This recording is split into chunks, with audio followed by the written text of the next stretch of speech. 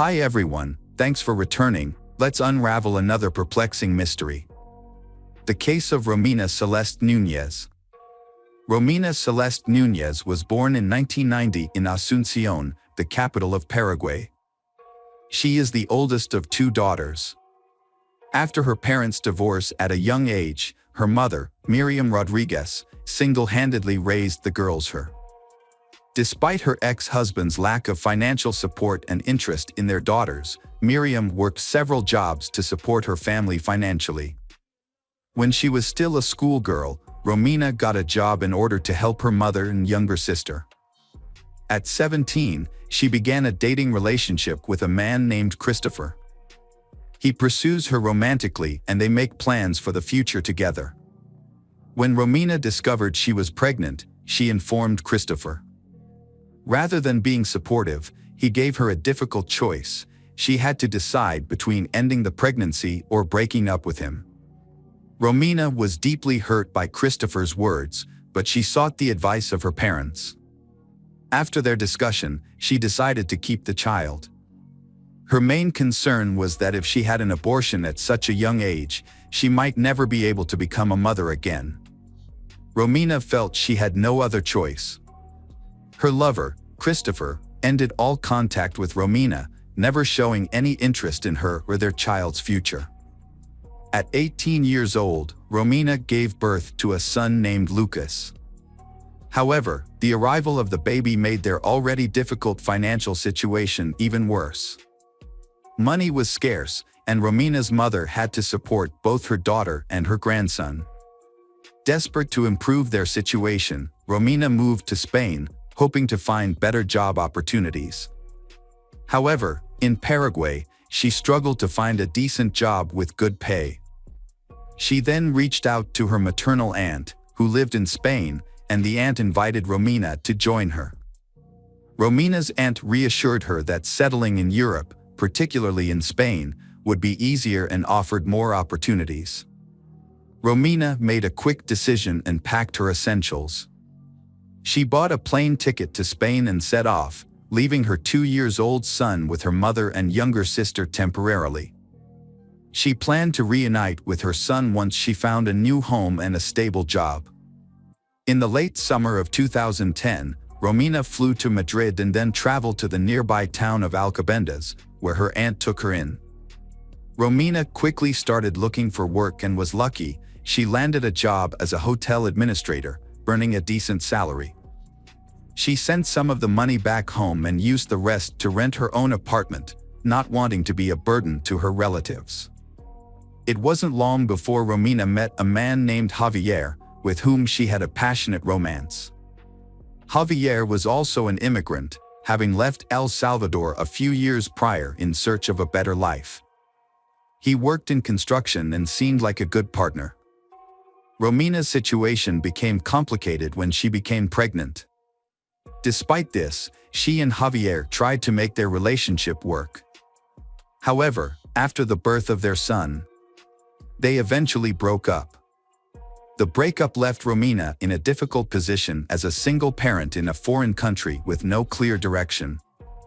Romina's aunt provided temporary support by letting her stay with her. A few months later, when her son was around 6 months old, she went back to work due to financial necessity. However, her life took another turn for the worse. Initially, she ignored her poor health, attributing it to stress and exhaustion. Eventually, she visited a doctor and was diagnosed with cancer. She underwent multiple rounds of chemotherapy, which caused significant physical changes, including hair loss and weight loss. Despite these challenges, she bravely battled the disease and eventually overcame it. Following her treatment, Romina made a quick recovery and continued to work. She used wigs to hide her hair loss. Romina believed she had overcome the toughest challenges and was now due for a happy time. After saving money, she planned a trip to Spain with her eldest son, mother, and younger sister. During the summer of 2017, Romina attended an event with friends and met a man named Raul Diaz. Raul Diaz makes a strong impression with his attractive appearance, stable career, and solid financial situation. Smitten by Romina's beauty, he asked mutual friends about her and showed interest. Romina also found Raul appealing and agreed to go on a date with him. Raul, nearly 15 years older than Romina, worked as a lead process engineer at a major energy company. He had 2 failed marriages and 2 teenage daughters from previous relationships. Despite their age difference and complicated pasts, Romina felt no intimidation. As a single mother raising sons from 2 previous relationships, Romina felt a connection with Raul. After their first date, the couple knew they were meant to be and didn't want to be apart. Romina was overjoyed, and her excitement was contagious as she shared her feelings with her friends. Raul showered her with thoughtful gestures daily, including surprise gifts, romantic getaways, and heartfelt compliments. She truly believed she had found her soulmate, someone who would love and accept her and her sons unconditionally. However, Romina bliss was short-lived as disturbing rumors about Raul began to surface. She heard that he had been abusive and cruel to his previous spouses, which ultimately led to the breakdown of both his marriages. Despite her concerns, Romina initially chose to disregard these rumors.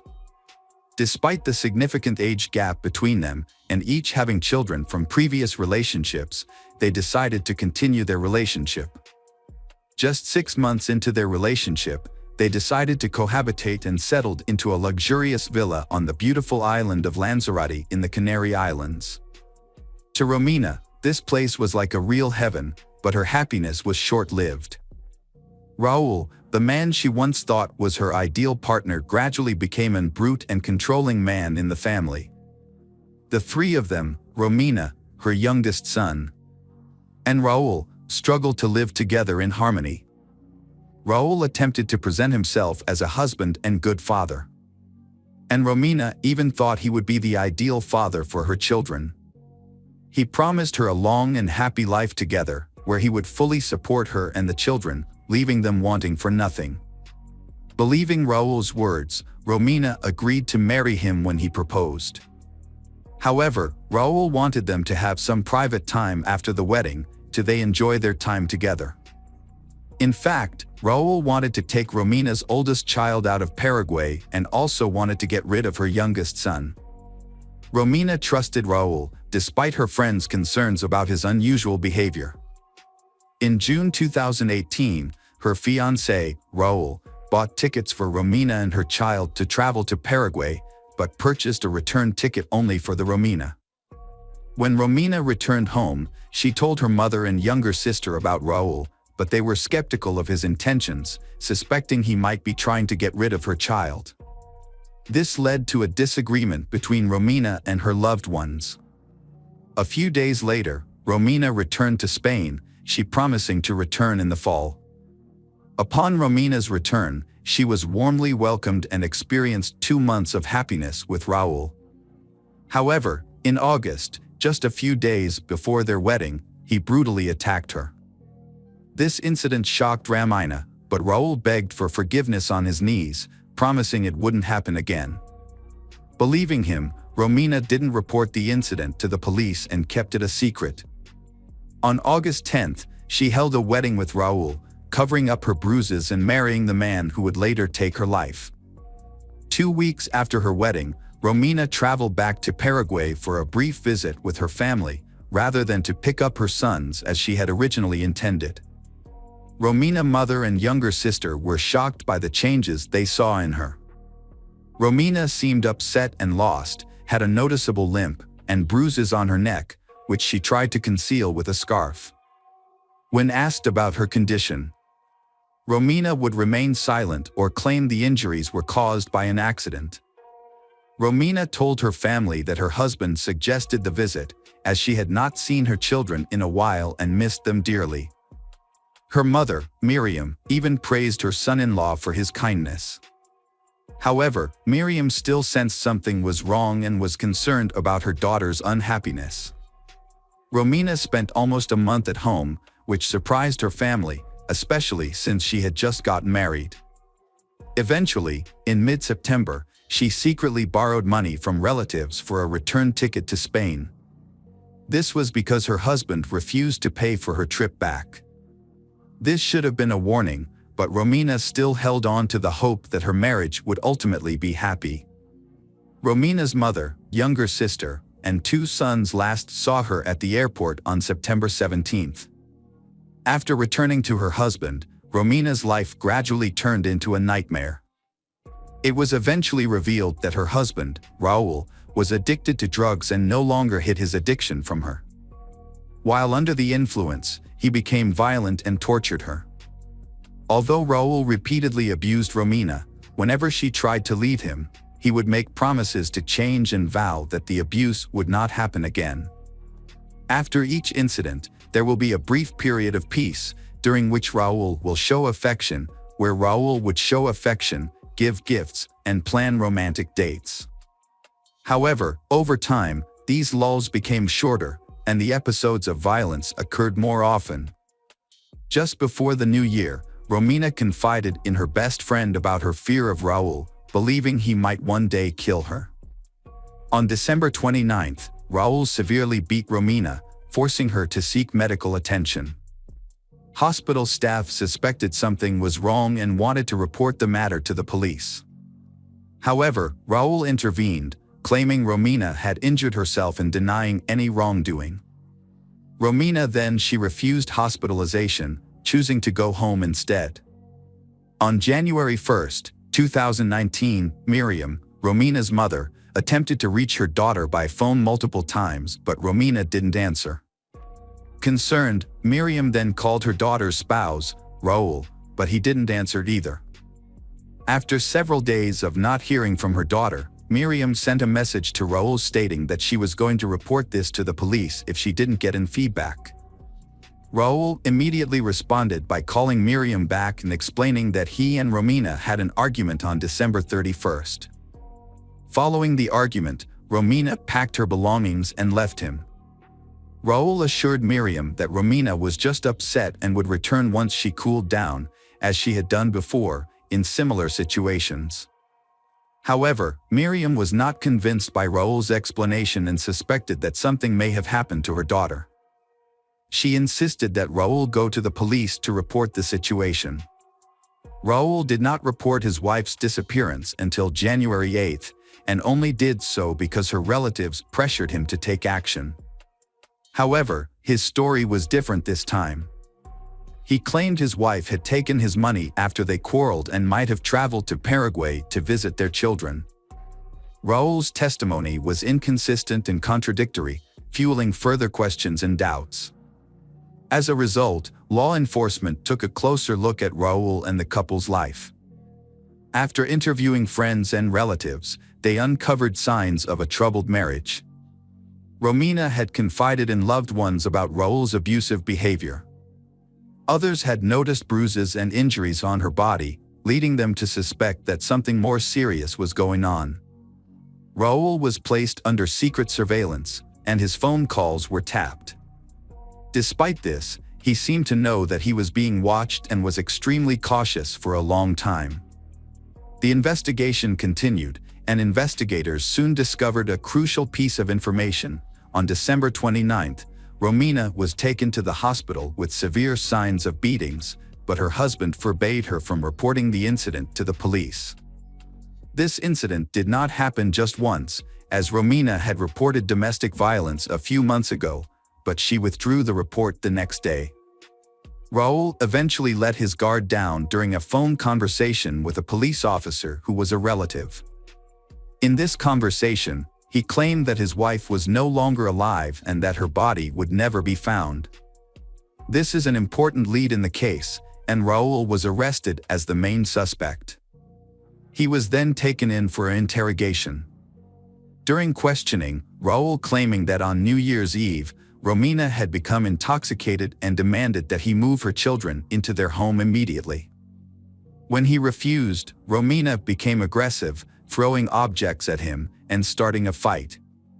Raul claimed that he left the house to calm down, but returned a couple of hours, later to find Romina unresponsive in the bathtub.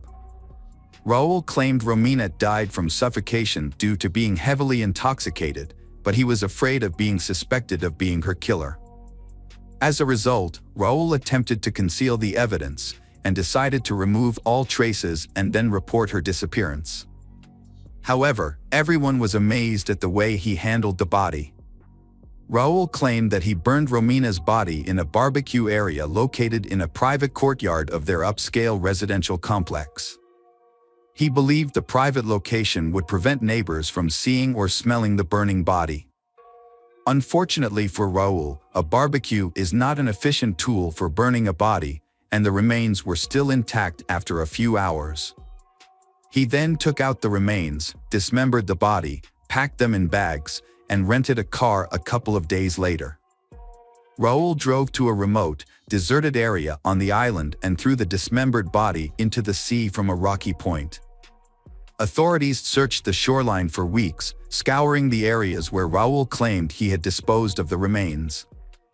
Divers were also involved in searching the ocean floor.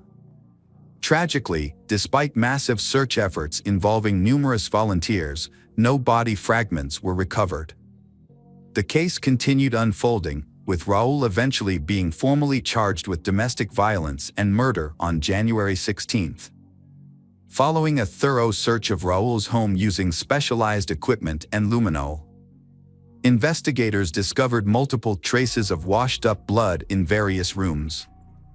The investigation also revealed that Raul had bought caustic soda on the internet, a strong chemical often used to dissolve and remove organic substances and old paint. In a room on the second level, further evidence was uncovered. The man had attempted to clean a bloody stain on the floor, but in doing so, he damaged the flooring and decided to paint over the area. According to the investigation, this room is where Raul chopped his wife into pieces. Key evidence was discovered that suggested a violent struggle took place. A broken piece of Romina's fingernail with blood and a layer of skin from Raul were found on the floor, indicating she was still alive and resisting when the attack occurred. Additionally, in the bathroom, Romina's contact lens was discovered stuck to a tile on the wall, possibly dislodged from a forceful blow to her face. Despite their exhaustive search, investigators initially failed to find Romina the body. However, the police station received a call from a tourist who reported a suspicious object on the beach, a piece of lung tissue that could have belonged to either a human or an animal. In late February, forensic analysis confirmed that the lung tissue belonged to Romina. Throughout the investigation, Raul maintained his innocence, sticking to his claim that Romina had unintentionally drowned in the bathtub due to intoxication. Notwithstanding evidence of a violent struggle found in the house, Raul insisted he did not use any tools or objects to dismember her body. Raul's claim of trying to burn his wife's body completely on a barbecue was untrue. There were several reasons why this could not have happened. Firstly, it would have been impossible for him to place his wife Romina's body on the barbecue in his yard. Secondly, even if he had been able to, the prolonged exposure to the fire would not have made the bones fragile enough for them to fall apart on their own without any tools. Additionally, in order to separate the lung from the body, it would have been necessary to open the chest, which could not be done with bare hands. Despite the investigation's proof, it was never determined exactly how Raul killed his wife. However, evidence of a struggle was found in the house, suggesting that he may have beaten her to death. It was clear that Raul had dismembered her body in the same room where he later repainted the floor to cover up the bloodstains. Raul's trial was repeatedly delayed. During this time, he changed lawyers several times.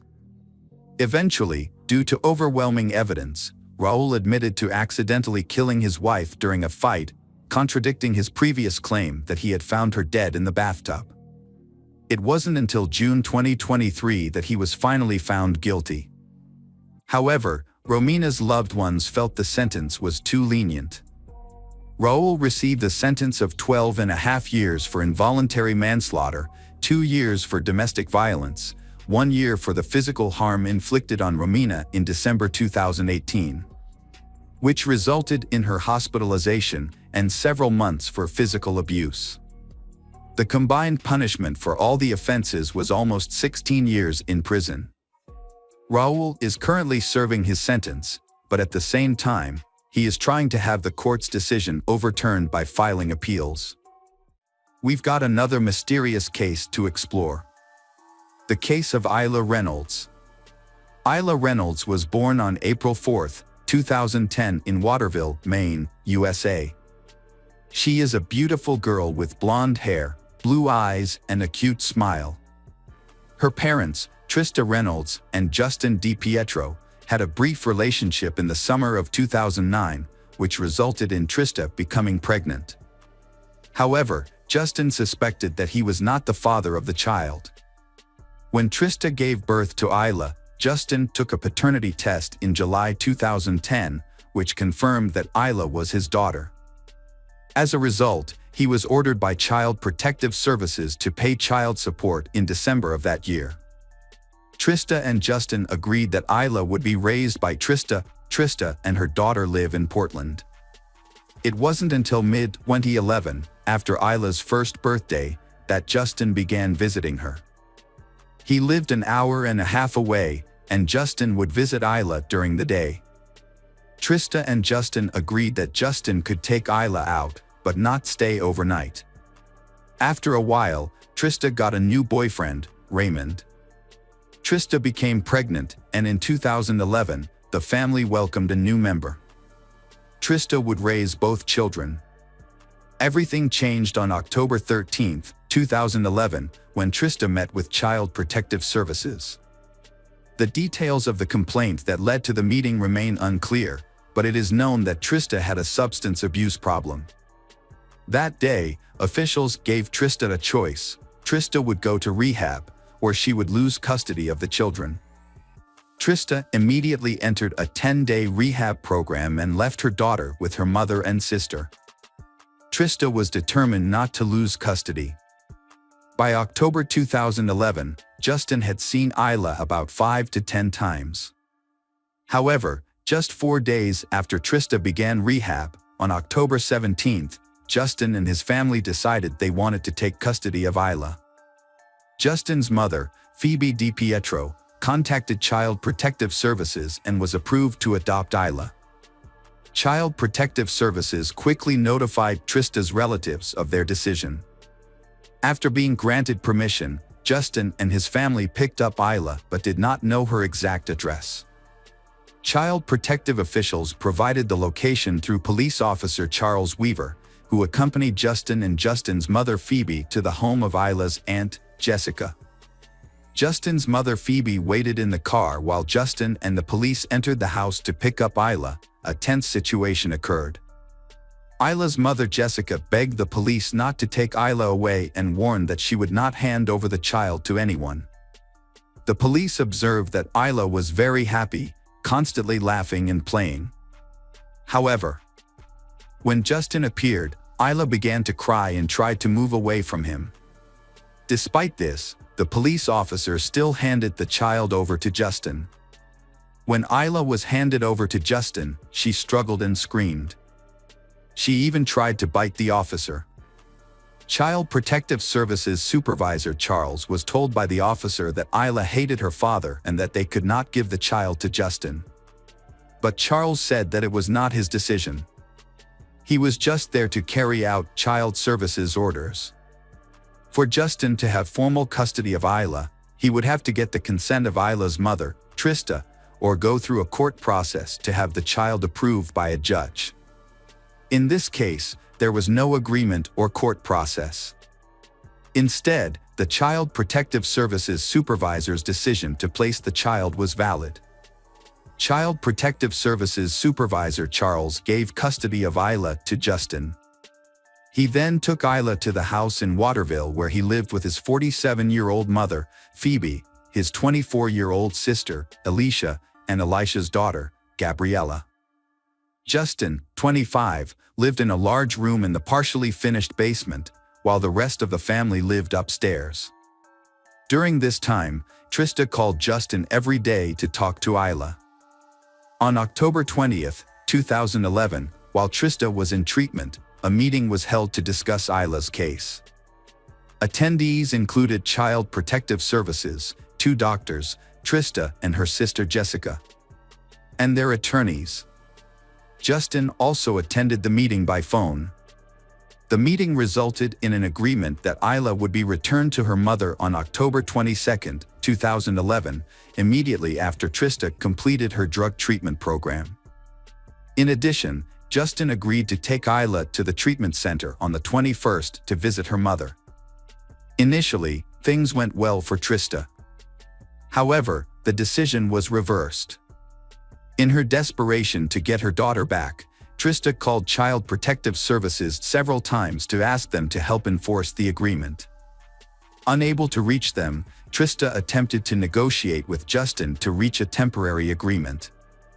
Under the agreement, Justin would continue to care for Isla and Trista would be allowed regular visits. On November 12, 2011, Justin took Isla to the emergency room. After a doctor examined her, they determined that Isla had a fractured elbow. According to Justin, the accident occurred the night before, November 11th. It was raining at the time and Justin believed that he had slipped and fallen on her while holding her on the porch. Initially, Justin thought that she was not seriously injured because although she was crying, she seemed fine. However, it was not until the next morning that Justin noticed that Isla had injured her hand, so he took her to the hospital. By the following Monday, the orthopedist concluded that surgery was not necessary and that Isla's injury would heal on its own. A week later, on November 26, during Isla's 3rd visit, the specialist said that Isla's condition was improving and that she was slowly recovering. Trista was at the hospital to monitor her daughter's health. Never thought that this would be the last time Trista would hold her daughter in her arms. From that moment on, things went from bad to worse. Tired of fighting over custody, visitation rights, and even the right to talk to her on the phone, Trista filed a lawsuit to gain custody of her daughter. On December 15, 2011, Trista filed a lawsuit for custody of Isla. Custody of Isla was awarded to her just 2 days later on Saturday, December 17.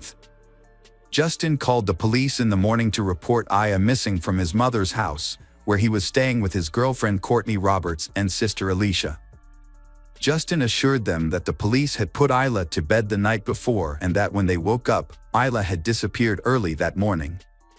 Trista travels to a coastal town in Maine to visit her boyfriend Raymond. She falls asleep on the couch while Raymond's father, Robert, drives. When Robert received a call from Trista's father informing him that Isla was missing, Robert was shocked and found a suitable place to stop the car and wake Trista. Trista was still sleepy, but when she heard her father's voice herself, she began to understand that she had no idea where her daughter was.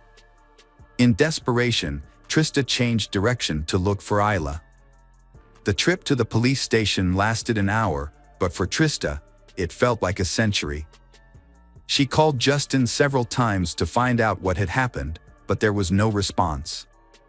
When they got to the police station, both Trista and her father-in-law Robert gave statements.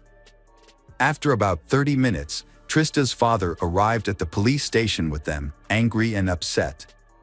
Justin called 911 on Saturday morning at 8:49 to report Isla missing.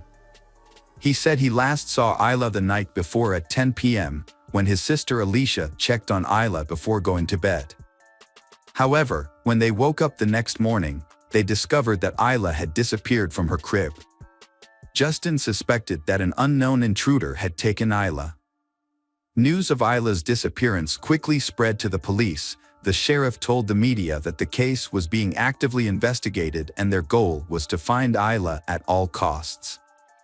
Police continued to search the house for more clues. On Sunday, December 18th, police dogs were deployed and searched the area around the house where Isla was. Trista's house also underwent a thorough search. On Monday, December 19th, the FBI requested assistance in the search. By this time, 75 people from various agencies were involved in the search. The state police had seized 2 vehicles. One was a 1996 Ford Explorer, owned by Justin, and the other was a silver car, owned by Justin's girlfriend Courtney, who was also present on the night of the disappearance. On Wednesday evening, Justin made his first statement to the media. He was calm and claimed he did not know what happened to Isla. Justin also said that he and his family would support the investigation and do everything possible to find Isla. Justin said that Trista had agreed to let him raise the child. Justin also said that Trista was incapable of caring for Isla. As of day 10, a $30,000 reward has been offered for anyone who can provide a lead to Isla's rescue, and 330 leads have been followed. The operation also involved about 50 volunteers from the Search and Rescue Association. The sheriff has transferred the investigation to the state police's Major Crimes Unit. At that time, an announcement was made that the case was no longer a search for a missing girl but was being treated as a criminal investigation. In the early days, Justin tried to avoid the media but later appeared more frequently. During an appearance on the Today's Show, Justin claimed that Isla had been kidnapped and wanted the kidnapper to return Isla. When asked about Justin's silence in the early days of Isla's disappearance, he justified himself by saying that he thought Isla would return. He also claimed that the police had advised him to stay away from the press. The police explained that this was only told to him at first. Later, the police encouraged Isla's parents to continue to appear in public. In late January, police revealed a major discovery. Isla's blood was found in multiple locations throughout Justin's home. In his 1996 Ford Explorer, they discovered a child seat in the back with Isla's blood on the left shoulder strap. In Isla's bedroom, police found blood on some of Isla's princess pink sneakers on the floor next to the crib, as well as on the doll's face and arms. This suggests that Isla may have tried to clean the blood from her mouth with her toy. Additionally, a blood stain was found on the living room sofa. Most of the blood stains were concentrated in the basement. A pool of Isla's blood stained the center of the mattress that Justin shared with Courtney. Justin's sneakers were also found with Isla's blood on them. Police also discovered blood splatters on the cement floor around the bed and on the walls. These splatters matched Isla's height. Additionally, experts determined that some of the blood splatters in the house were likely caused by Isla coughing, suggesting that Isla's injuries were both internal and external. This suggests that Isla may have been severely injured and may have been brutally attacked. Police said the bed sheet was used to clean Isla's blood. When they learned this information, Trista and her family were shocked and could not believe it. Police warned them that the evidence that was about to be revealed would be even more horrifying. Luminol tests were performed on the house, revealing blood stains that were not visible to the naked eye. Photos taken at the scene left Trista in great pain. After viewing these photos, she left the police station in a state of panic. The police said there were more photos to show her, but Trista refused to see them. She said she had enough. According to reports, when police showed Justin and his family the photos, he had no reaction. After learning of the police information, Trista shared with the press that despite her feelings of grief and helplessness, Isla's father, Justin, Alicia, and Courtney were still walking down the street as if nothing had happened. In September 2013, Trista wrote a bombshell letter to the press about the evidence and photos she had been given by the police. She was tired of waiting and wanted to rekindle public interest in Isla's case. In the spring of 2016, a group of journalists went to Justin's mother's house. Alicia opened the door and the journalists asked about the blood evidence. Justin's mother explained that Isla was lactose intolerant and had been vomiting. However, a quick internet search shows that common symptoms of lactose intolerance are gas, bloating, abdominal pain, and diarrhea, while nausea and vomiting are listed, but they are not the most common symptoms, let alone vomiting blood. Then, in 2017, at Trista's request, a judge officially declared Isla dead. based on her father, Justin, reporting that Isla had gone missing on December 17, 2011, Trista and her attorney then filed a wrongful death lawsuit against Justin. By that time, Justin had disappeared, and he and his attorneys denied any wrongdoing, arguing that there was no concrete evidence. Earlier this year, 2023, a judge granted Trista's petition to include Phoebe and Alicia in the wrongful death lawsuit. Justin is facing civil charges for murder. Additionally, Justin faces charges of breach of parental duty of care for a minor. Both Trista and her attorney know that they will not receive any financial compensation from Justin. That is not the goal of the lawsuit. Their goal is to get information and facts out. There are many strange things about Isla's disappearance. While Isla was with Justin, he called the friend who sold him a $25,000 life insurance policy on Isla a few weeks ago. It is worth noting that Justin stayed at this friend's house while detectives investigated Isla's disappearance. Claimed that Justin had not been involved in the child's life during the 9 months of pregnancy and when Isla was just over a year old. Trista also revealed that she had received strange messages from Justin on the day he brought Isla home. He mentioned being afraid that someone would try to kidnap or take Isla away. The last time he said something similar was around December 11th, 6 days before Isla was reported missing. After Isla went missing, the messages became more surprising and confusing. The end of the case. Poor Isla is still not found. Those responsible for Isla's death. Still no punishment. Hi everyone, thanks for returning. Let's unravel another perplexing mystery. The case of Nicole Peets. Nicole Peets was born on February 26, 1973 in King County, Washington. Nicole was the only child in her family and her parents divorced when she was in school. During her high school years, Nicole was an active, sociable, athletic girl who was well-liked by many people. She had many friends and enjoyed field trips to the countryside. After graduating from high school, Nicole studied public relations at Western Washington College. At the same time, Nicole was still actively involved in sports. Nicole took a coaching position at a local sports club. Nicole quickly gained the respect of her colleagues, and Nicole attracted many customers to her classes. After graduating from college, Nicole decided to continue her education to improve her management skills. She found a job at a large mobile communications company. Nicole's personality is friendly, sociable, and willing to help people, but few people know that inside she is suffering from a lot of pain and suffering. Nicole's teenage years were severely affected by alcoholism. The divorce of her parents was a huge shock to her fragile psyche. Her rebellious nature and bad friends influenced her, and she began drinking. All of this led to a serious alcoholism that lasted for many years and completely undermined Nicole's physical and mental health. At that time, Nicole's mother, Gail, worked as a flight attendant and was often away from home because of her busy work. Therefore, Gail did not realize the change in Nicole. Nicole lives with her elderly grandmother, who also did not realize that her granddaughter regularly drank alcohol. When the truth was revealed, alcoholism had caused severe damage to Nicole.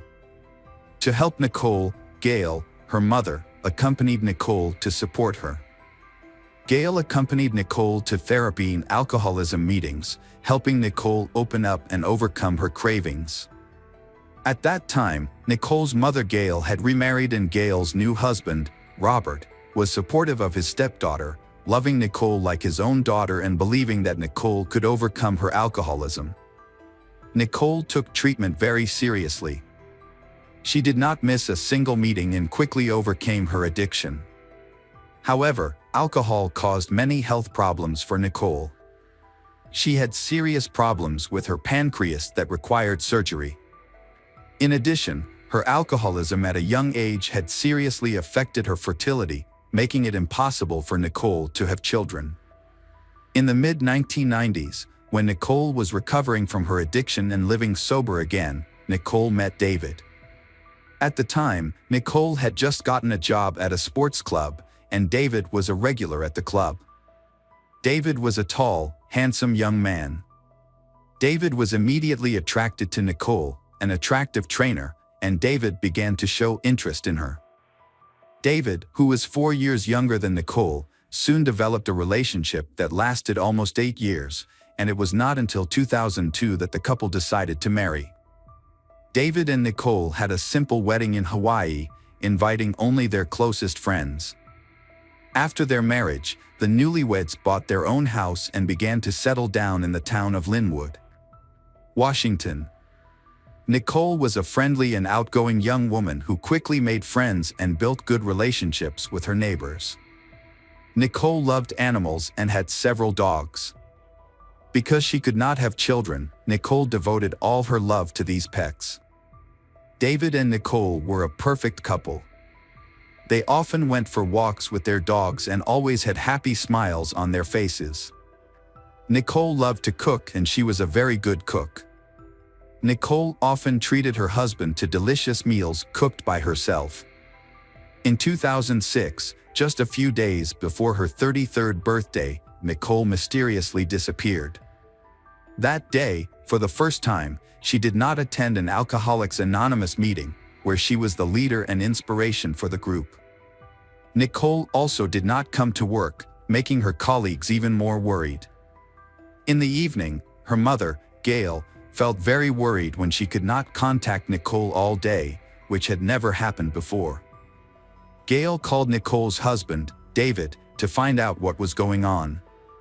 However, David could not contact Nicole either. David said that David and Nicole had argued a little the day before, so when he tried calling Nicole the next day and got no response, he thought that Nicole was still angry with him. David did not rush to find Nicole right away, but waited until the evening to ask for her forgiveness. However, Nicole still did not come home that night. Nicole's family tried to contact her by phone but received no response. They decided to go to the police to report the incident. However, the police did not immediately accept their report because Nicole was an adult and had only been missing for less than a day. It was not until the evening of the second day after Nicole went missing that the police began searching. When Nicole did not appear and her phone was unreachable, the police decided to start searching from where she was last seen, which was her and David's house. However, after investigating, the police did not find any clues or unusual signs that Nicole had been kidnapped or that something had happened to her in that house. And Nicole's car was also missing with her, suggesting that she may have left on her own and did not want to return. Her mother Gail and stepfather Robert did not wait for the police to wait the required time and began the search themselves. They appealed to all concerned through social media to help in the search and share any relevant information about Nicole's location. Nicole's father and mother also took the first flight to Linwood, where they began searching for Nicole themselves, handing out flyers with her photo and asking people who knew her. The police searched for Nicole and her car.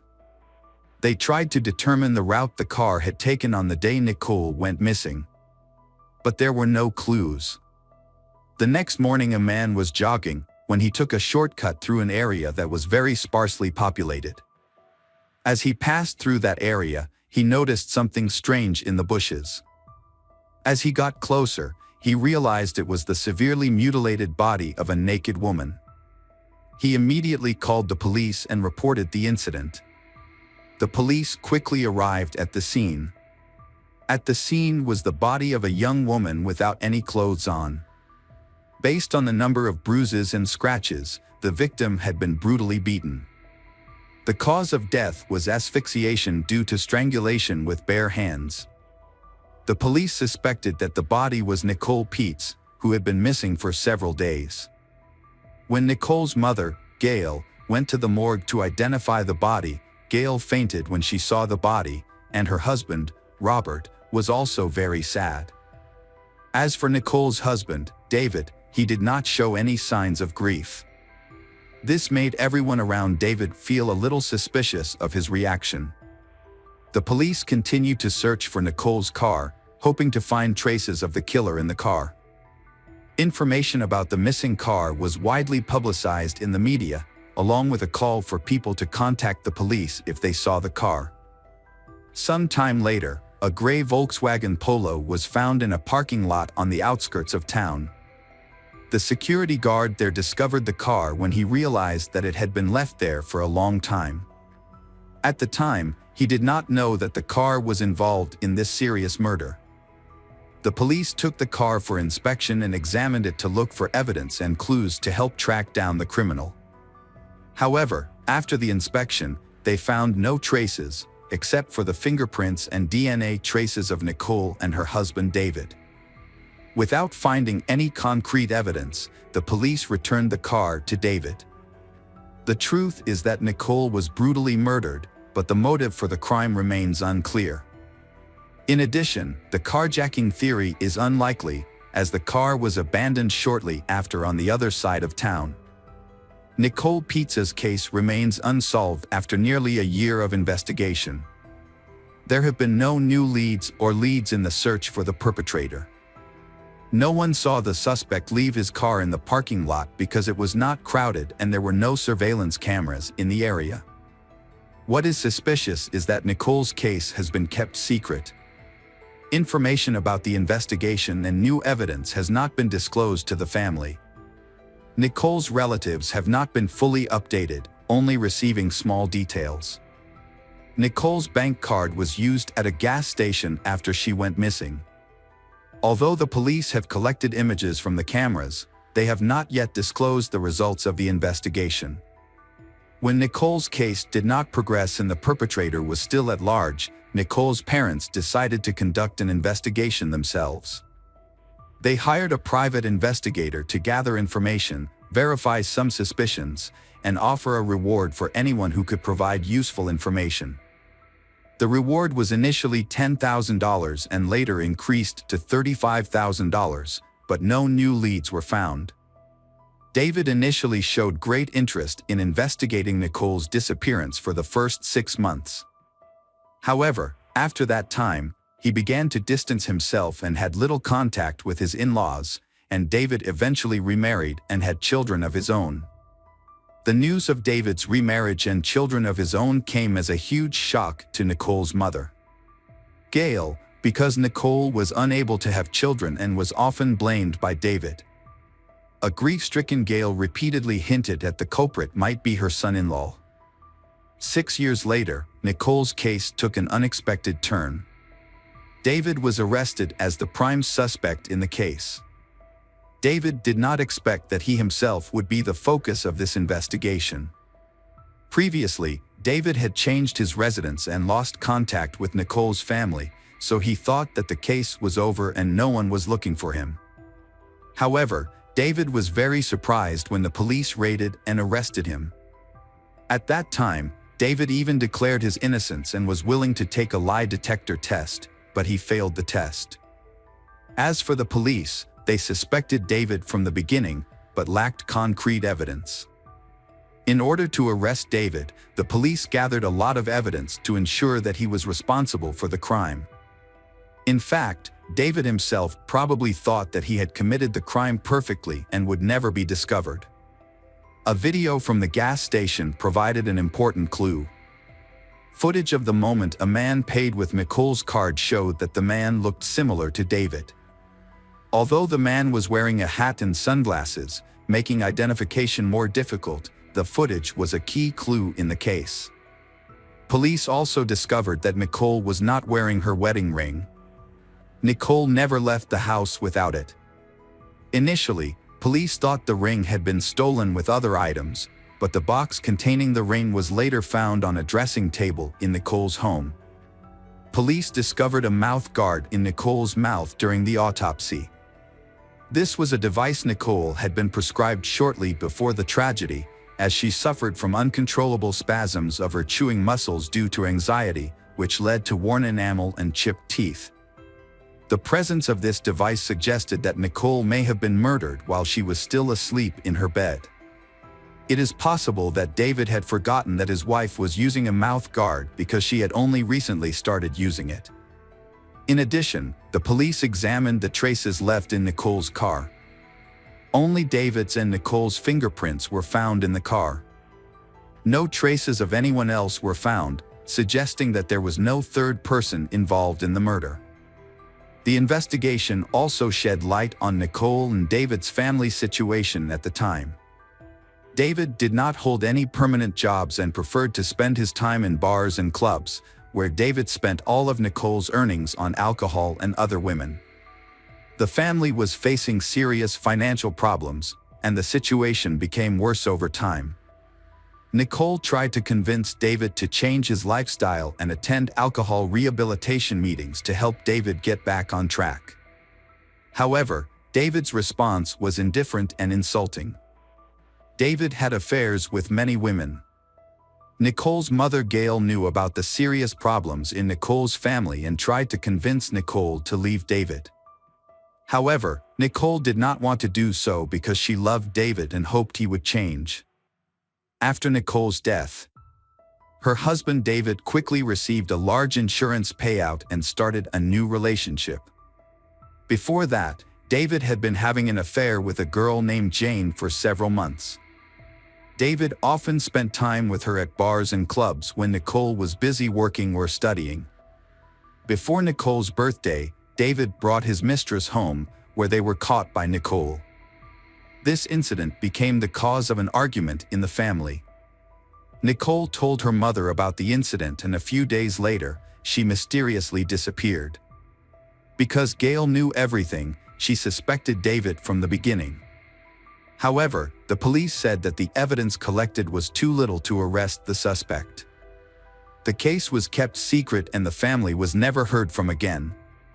When David received a large insurance payout after Nicole's death, he spent the money with his mistress, Jane. David appeared in court in September 2013 for his crimes. David received the maximum sentence possible under the laws of the state where the case was tried. David served 18 years in prison. However, in 2025, he could be eligible for parole after serving 2/3 of his sentence. Hi everyone, thanks for returning. Let's unravel another perplexing mystery, the case of Sarah Foxwell. Sarah Foxwell was born on May 18, 1998, in Salisbury, Maryland, into a large family with 2 sisters and 4 brothers. Her mother had 3 additional children from a previous marriage. After her parents divorced, Sarah's mother struggled to care for her children alone. She worked long hours, so the children often stayed with relatives. As the middle child, Sarah played a peacemaking role, usually managing to bring her siblings together despite their frequent arguments. In December 2009, 11-year-old Sarah temporarily moved in with her aunt and grandparents, who lived in a spacious farmhouse on the outskirts of Salisbury. The kids loved visiting their aunt's home, which offered plenty of room to play. On December 22, 2009, the whole family was filled with joy and excitement, eagerly awaiting the upcoming Christmas day. After a pizza dinner, they began getting ready for bed around 9 p.m. Sarah shared a room with her 6-year-old sister, Emma, at the end of the hallway near the back door. The sisters chatted for a bit before falling asleep. The next morning, Sarah's grandfather went to wake the kids, but only found Emma in the room. He searched the entire house, thinking Sarah might have already gotten up, but couldn't find her anywhere. He informed Sarah's aunt, and together they thoroughly searched every room and corner of the house. When they couldn't find Sarah, her aunt suggested she might have gone outside to play in the snow, but her shoes and jacket were still at home. Then, her aunt noticed that Sarah's toothbrush was missing from the bathroom. After searching the surrounding area and finding no Sarah, her aunt called Sarah's mother, who rushed over. They then contacted the police, who arrived quickly and began searching the house. Sarah's aunt explained that she always checked the doors and windows every night before bed, including the previous evening, and the police couldn't find any signs of Sarah inside or nearby. When they learned about the missing toothbrush, the officers considered the possibility of an abduction, thinking the kidnapper might have taken the toothbrush before leaving with Sarah. They then decided to verify if all the doors and windows were indeed locked as Sarah's aunt had claimed.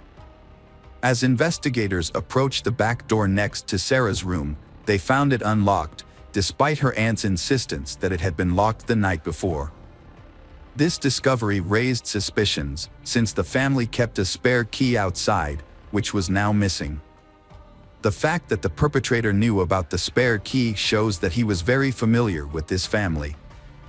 Furthermore, the family's dog, which normally barked at strangers, had remained silent that night. The police launched a massive search operation, fearing that Sarah might have been kidnapped.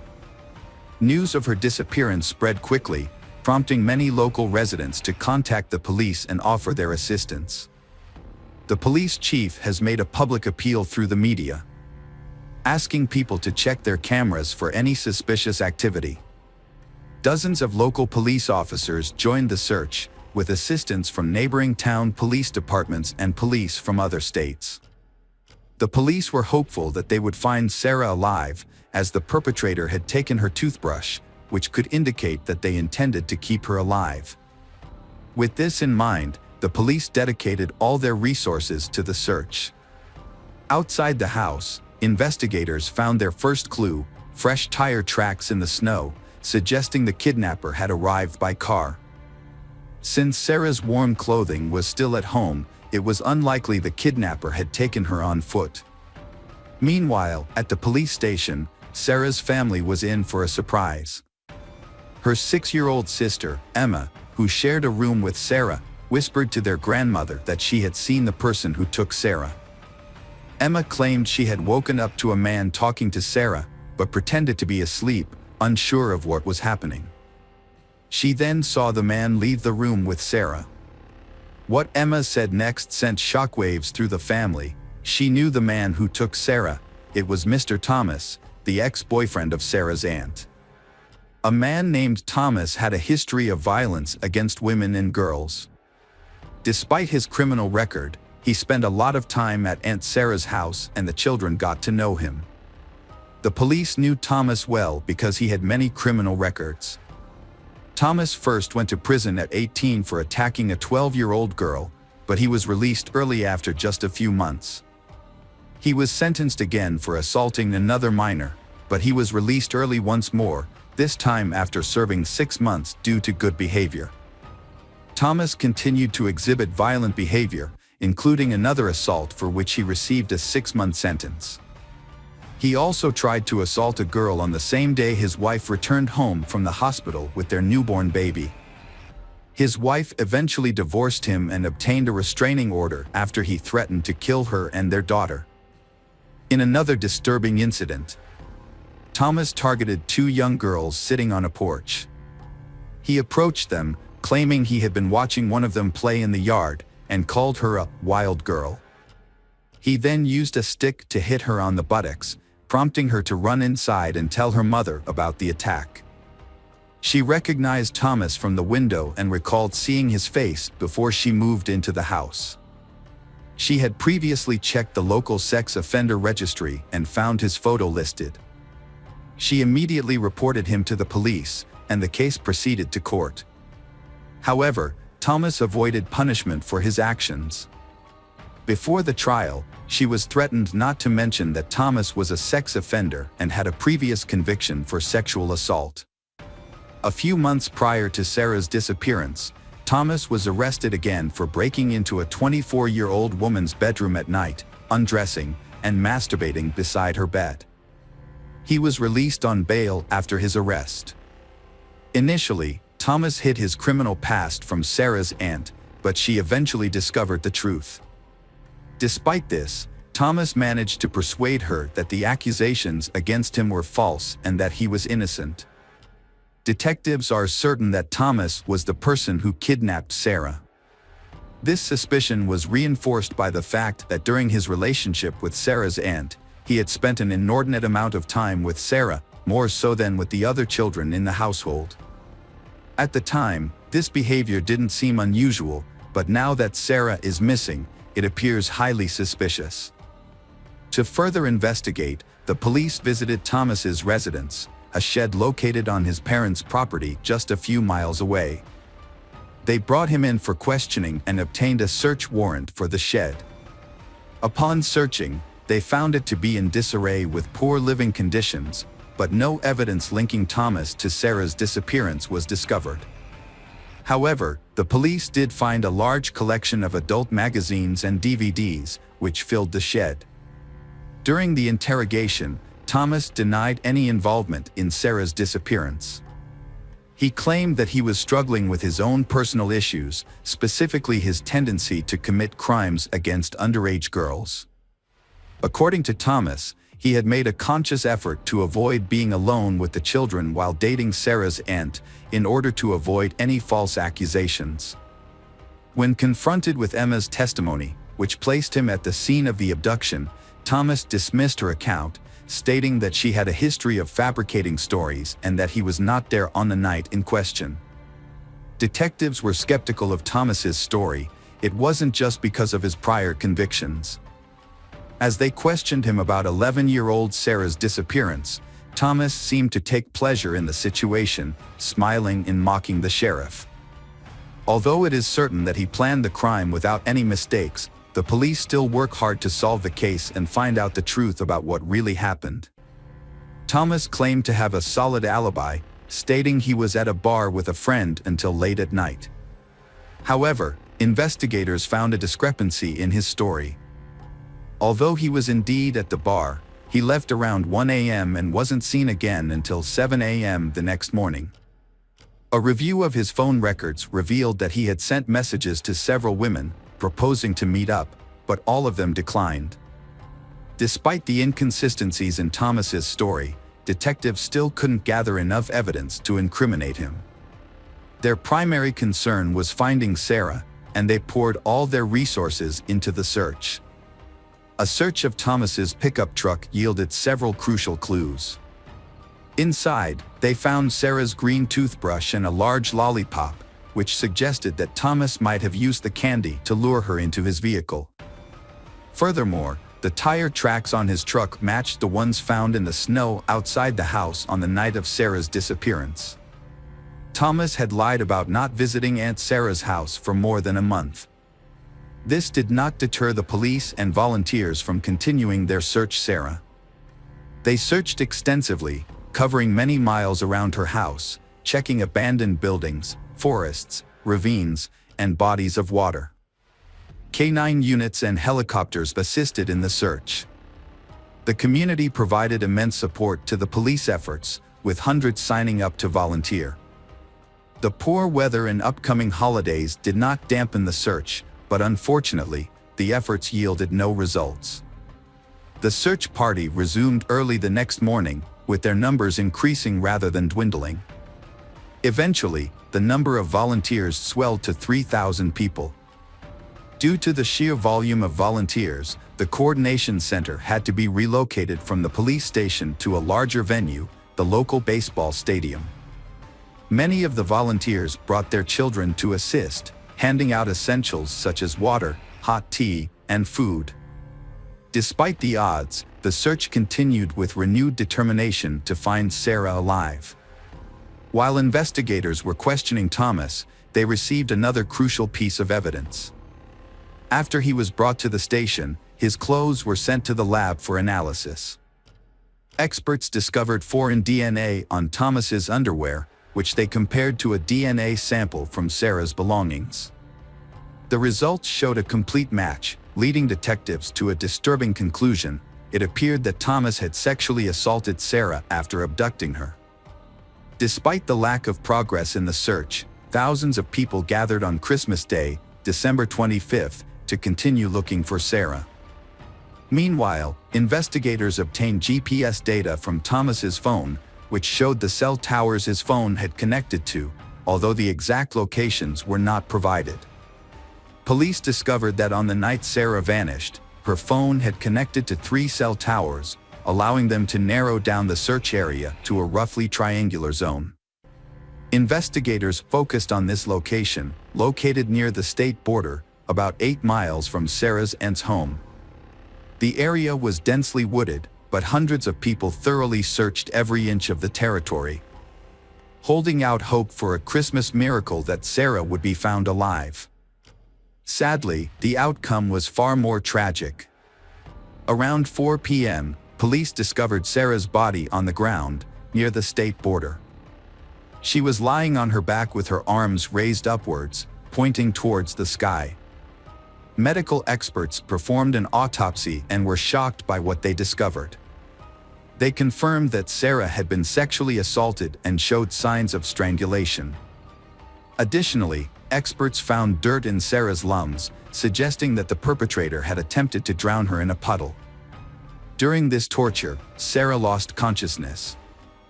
The experts also found evidence that Sarah had suffered severe burns. It is believed that the perpetrator may have left her lying in the forest for some time, went to get gasoline, and then returned to set Sarah on fire. Significantly, traces of smoke were found in her lungs, indicating that she was still alive when the fire was set. This also explains why her hands were raised and pointing to the sky, likely a reflex reaction to the fire. The sheer cruelty of these actions shocked and horrified everyone involved in the case, including the detectives. After reconstructing the case, the investigators' main goal is to ensure that the perpetrator, Thomas, receives the death penalty. Thomas continued to deny any involvement in Sarah's disappearance, but the evidence against him was substantial. After discovering Sarah's body, forensic experts found several strands of hair and pieces of fabric from Sarah's pajamas on the front seat of Thomas's pickup truck, further linking him to her kidnapping. Based on all the evidence, it is very unlikely that Thomas will escape punishment. The trial was delayed for over a year, but it never took place. In early 2011, the prosecution offered Thomas a plea deal.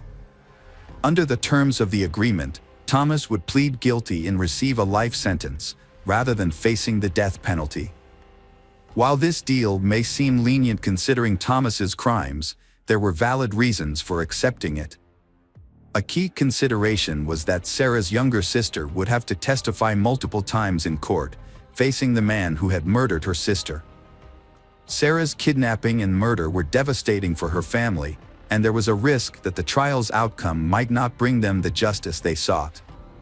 Due to uncertainty about securing the death penalty, the prosecution presented a plea deal. This deal meant that Thomas would not receive the death penalty, and in return, he would plead guilty to the crime. The terms of the deal also ensured that Thomas would not be eligible for early release from prison. Another issue was that the state governor at the time opposed the death penalty. Ultimately, Thomas agreed to the deal and confessed to the detectives, revealing details they already knew. He admitted to tricking Sarah into leaving her house with him, then taking her away, sexually assaulting her, and killing her. As a result, Thomas received 2 life sentences without the possibility of parole and was transferred to a maximum security prison. During his initial days in prison, Thomas was assaulted by a fellow inmate with a homemade weapon during lunch, resulting in several severe lacerations. Despite the attack, Thomas survived and was later given increased protection by prison staff. The public was outraged by Sarah's case, which exposed repeated failures in Thomas's custody, allowing him to be released but continue to commit crimes. Hello friends, welcome to our channel. Today we're going to take a look at another horrible case with you. The case of Rachel O'Reilly. Rachel O'Reilly was born in 1974 in County Dublin, Ireland. Her biological parents are unknown, but she was adopted at a young age by Rose and Jim Calley, who raised her along with their 4 other adopted children. Rachel was a responsible and driven child. She excelled in school, played sports, helped with household chores, and never caused any trouble. As she grew up, she became a sociable, open, and exceptionally kind person. She got along with everyone and avoided conflict whenever possible. As a teenager, Rachel was a skilled softball player, participating in numerous competitions and setting local records. Her closest relationship was with her adoptive mother, Rose, with whom she shared all her secrets and stayed in close touch even after she got married and had children of her own. Rachel decided to pursue a degree in marketing from a local university after completing high school. She also landed a job as a salesperson at a city department store and continued to play sports for a local team in her free time.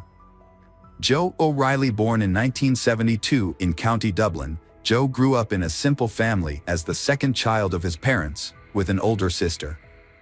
His parents instilled in him the value of hard work and self-reliance, not spoiling him or his sister. Joe was a tall and athletic boy who enjoyed playing softball.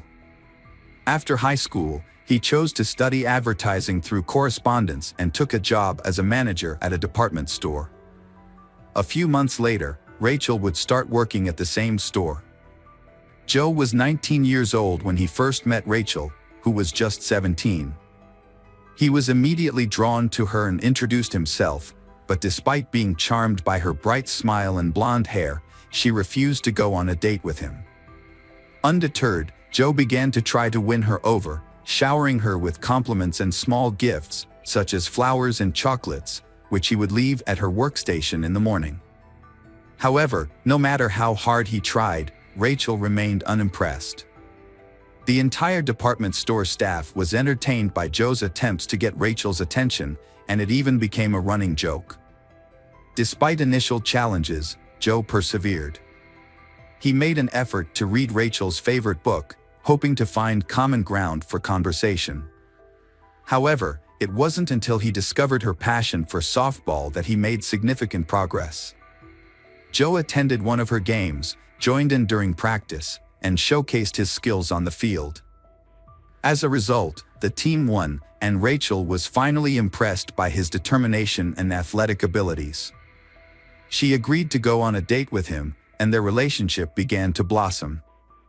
As they spent more time together, Joe went to great lengths to prove his commitment and affection. He planned a surprise trip to Paris, a city he knew Rachel would love. In a romantic gesture, he proposed to her at the top of the Eiffel Tower. Rachel was overwhelmed by the surprise and happily accepted his proposal. She thought she had found her perfect match, a true prince who would make her happy for the rest of her life. A few years after their wedding, they had 2 sons. They moved to a peaceful and scenic area in Scotland, where they bought a spacious and cozy home, ideal for raising their children. After the birth of their first son, Rachel left her job to focus on taking care of her family. 2 years later, their second son was born, and Rachel dedicated herself to raising their children. Meanwhile, Joe secured a job at an advertising agency, specializing in outdoor advertising, which proved to be a successful career move for him. Those who knew Joe personally described him as a confident, driven, and charming individual. At work, he demonstrated his responsibility, expertise, and attention to detail. As they grew older and started attending kindergarten, Rachel began working as a distributor for a popular cosmetics company and selling household goods to earn extra income. This job allowed her to interact more with her neighbors, who praised her as a wonderful mother and a kind, open person. Meanwhile, Joe became increasingly absent from home, only returning to sleep, shower, and change clothes. He attributed his absence to his demanding work schedule and an upcoming promotion he was eagerly anticipating. Rachel supported Joe as best she could, but as time passed, they started to drift apart, and their family relationships began to deteriorate significantly. A disturbing incident occurred in the summer of 2004 when an anonymous person sent a letter to Child Protective Services, falsely accusing Rachel of being a bad mother who mistreated her sons. In response, a special commission visited their home to investigate the allegations. Although the investigation found no evidence of wrongdoing, and relatives and neighbors described Rachel as a loving and caring mother, the malicious letter damaged her reputation. On the morning of Monday, October 4, 2004, the O'Reilly household began as usual. Joe, the father, left for work at dawn while his wife, Rachel, and their sons were still asleep. Throughout the day, Joe tried to contact Rachel by texting and calling her, but she didn't respond. He then called their home phone, but the answering machine picked up, and Joe left a worried message, asking Rachel to call him back as soon as possible. Later that afternoon, Joe received a call from the kindergarten teacher, informing him that Rachel had not arrived to pick up their sons, which was unusual. Joe then called his mother-in-law, Rose, to ask if she knew Rachel's whereabouts. When Rose said she didn't know, Joe asked her to check on their house and see if everything was okay. Meanwhile, Joe went to the kindergarten to pick up the children. When Rose arrived at the house, she found Rachel's car in the yard, indicating that Rachel was home. However, the house was dark and quiet, and Rose's calls went unanswered. As Rose entered the house, she was immediately struck by the scene of chaos before her. Cabinets and drawers were open, with their contents scattered all over the floor, giving the appearance of a robbery.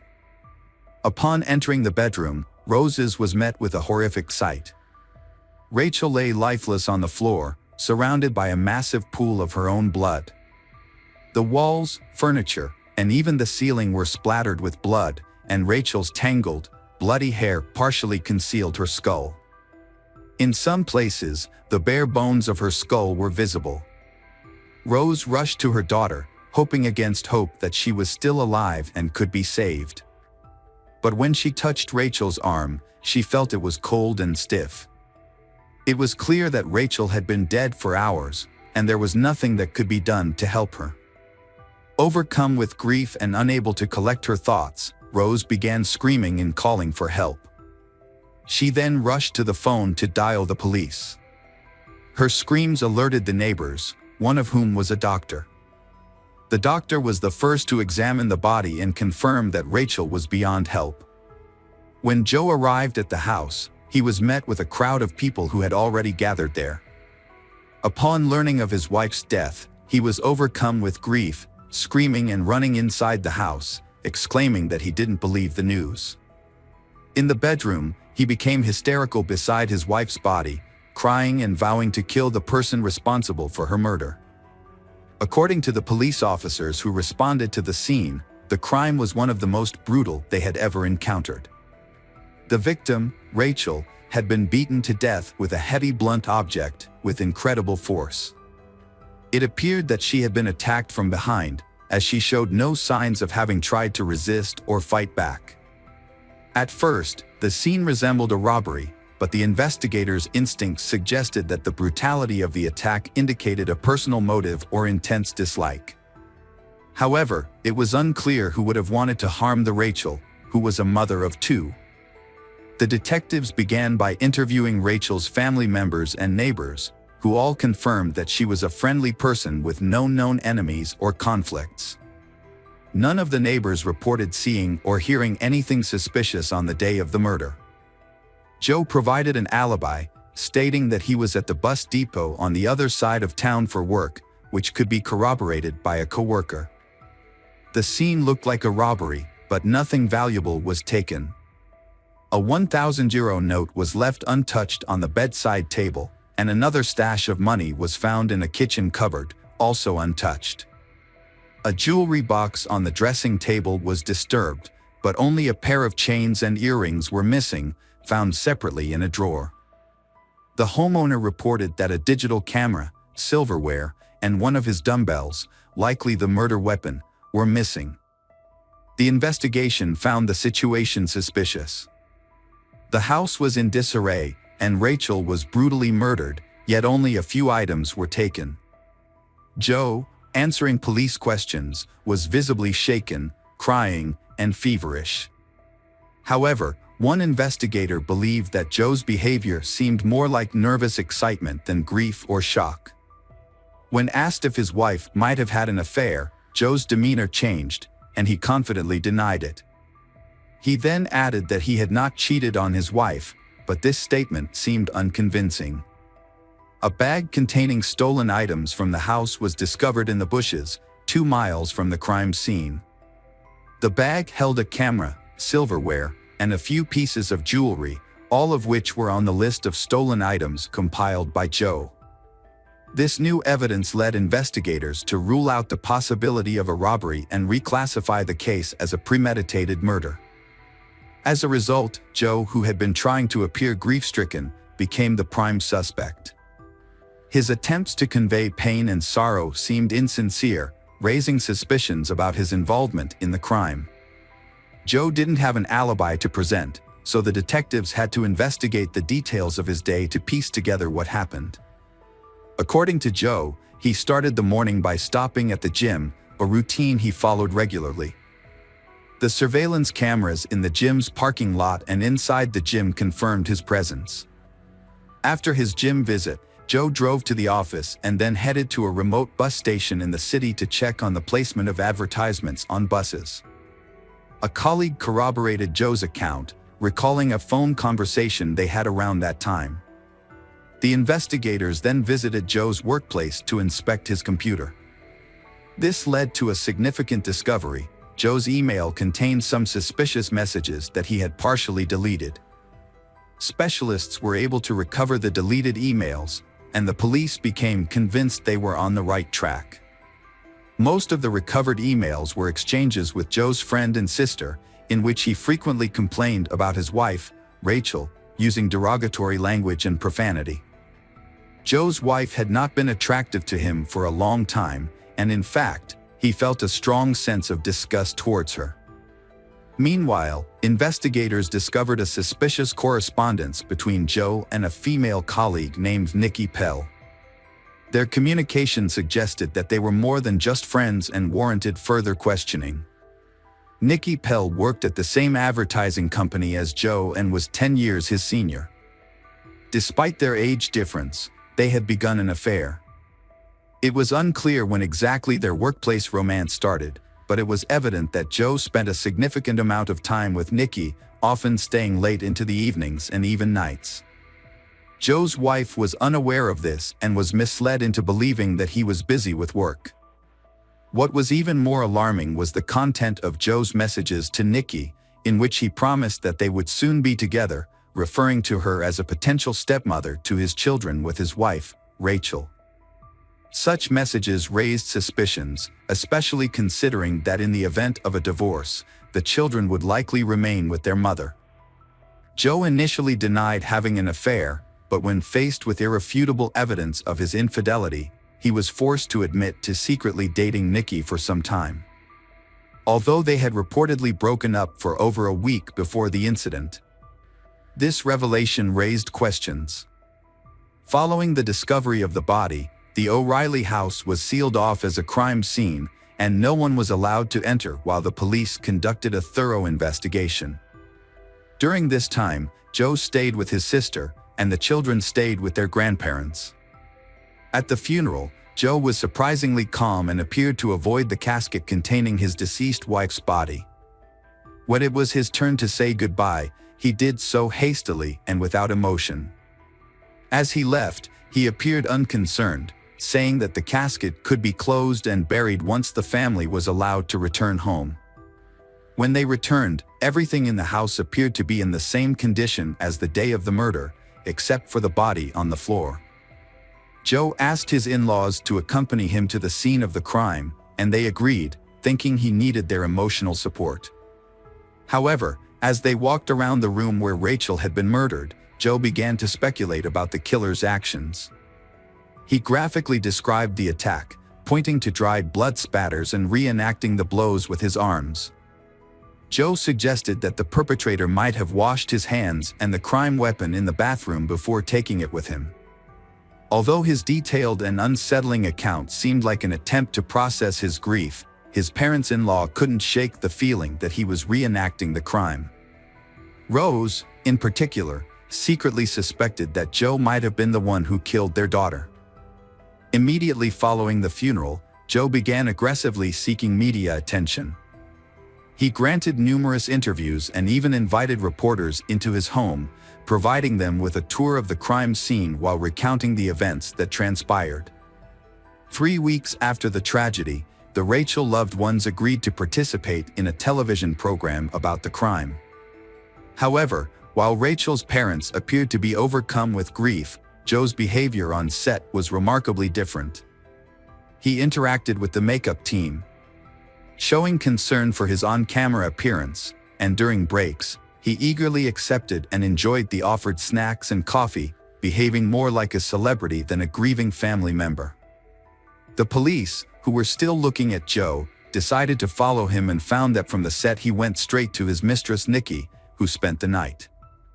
By that time, the last doubts that he was the killer had already been dispelled, and it remained only to collect irrefutable evidence for the court. Collecting evidence proved to be a time-consuming and challenging task.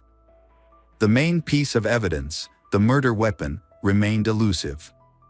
Despite this, investigators accumulated enough supplementary evidence. Initially, two key witnesses, Nikki and Joe's colleague who corroborated his alibi, faced possible imprisonment for perjury, leading them to recant their earlier statements. Nikki revealed that her relationship with Joe never actually ended, they continued to see each other in secret. Rachel, who discovered their ongoing connection, got into a significant argument with Joe and his wife shortly before the tragedy. In contrast, Joe's colleague, although previously vouching for his whereabouts, could not confidently attest that Joe was at the bus station across town at the time of his wife's murder. He unknowingly corroborated his friend's story at his request, unaware that Joe was a suspect in the crime at the time. Emails retrieved from Joe's computer, in which he made disparaging comments about his wife and planned a future with his mistress and children, were also submitted as evidence in the case. Joe made a deliberate attempt to create an alibi by going to the gym and ensuring he was caught on camera.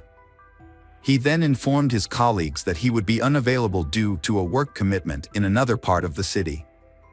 However, instead of going to the bus station as claimed, Joe went home, armed himself with a dumbbell, and hid in the bedroom, waiting for his wife to return from taking the children to kindergarten. He launched a surprise attack on her from behind, leaving her no opportunity to defend herself. After committing the crime, Joe, who later admitted his actions, cleaned the blood from himself and the murder weapon in the bathroom next to the bedroom. He then changed his clothes, scattered his belongings around the house to make it appear like a robbery had occurred, and headed to work. While on his way to the office, Joe got rid of the items he had taken, disposed of the bloody clothes and dumbbells, and made several attempts to cover his tracks by calling his wife's phone, sending her messages, and leaving voicemails asking her to call him back. At the office, Joe exhibited unusual behavior, appearing overly excited and showing signs of nervousness, as evident from his slightly shaking hands. Some of his colleagues noticed his unusual behavior and asked if he was okay, but Joe seemed flustered and, instead of responding, quickly retreated to his office. Shortly after, he received a call from the daycare center informing him that no one had picked up their boys. Instead of rushing home, Joe sent his mother-in-law to discover his daughter's disfigured body first. He believed he had covered his tracks and that his guilt would be impossible to prove. However, his desire for fame and public attention ultimately worked against him. Although most of the evidence against Joe was circumstantial, he was not arrested until 2 years after the crime. His guilt was ultimately proven by tracing his movements on the day of the murder, using data from a cell phone he had kept with him. Notably, at the time of the murder, Joe's cell phone signal was tracked to the home, a fact later confirmed by phone records. Furthermore, it was revealed during the trial that the anonymous letter sent to Child Protective Services, which made false accusations against Rachel, was actually written by Joe's mother at his request.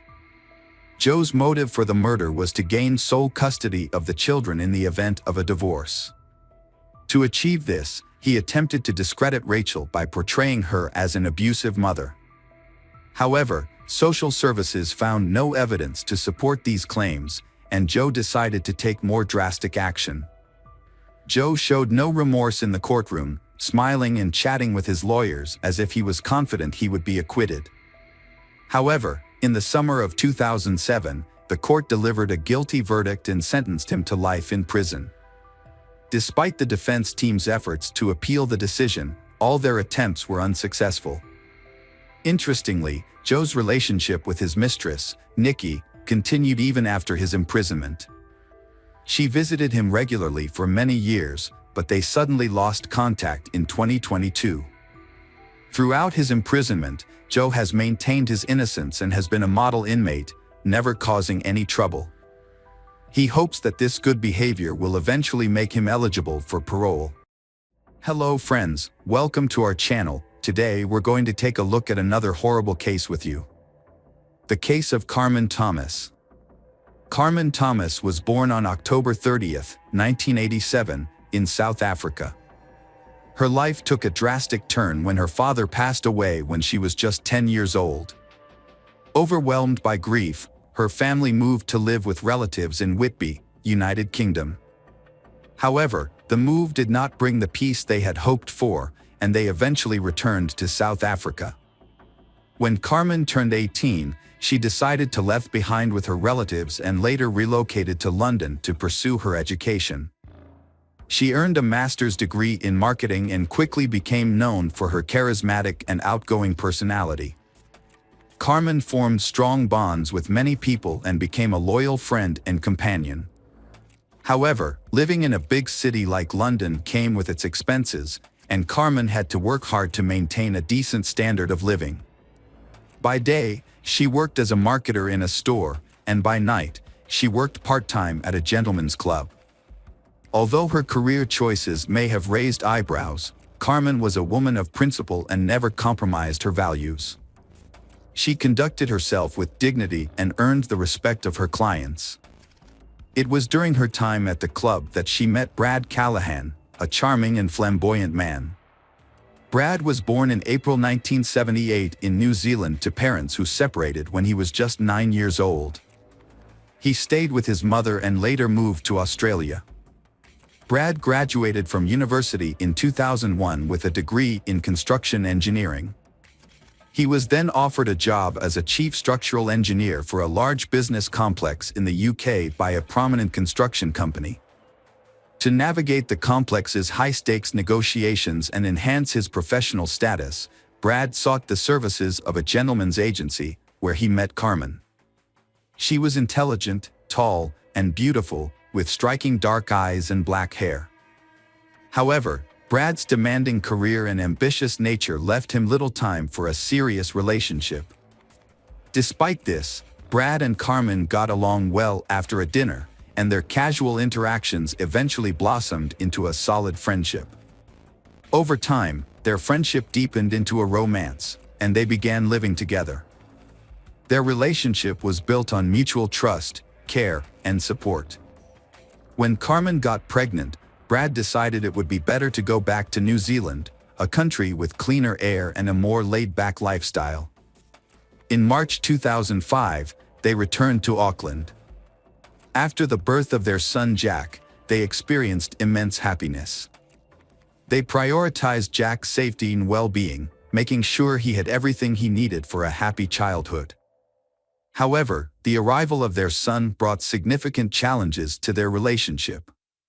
The first problems arose in the relationship between Carmen and Brad due to disagreements on how to raise their child, causing tension and instability.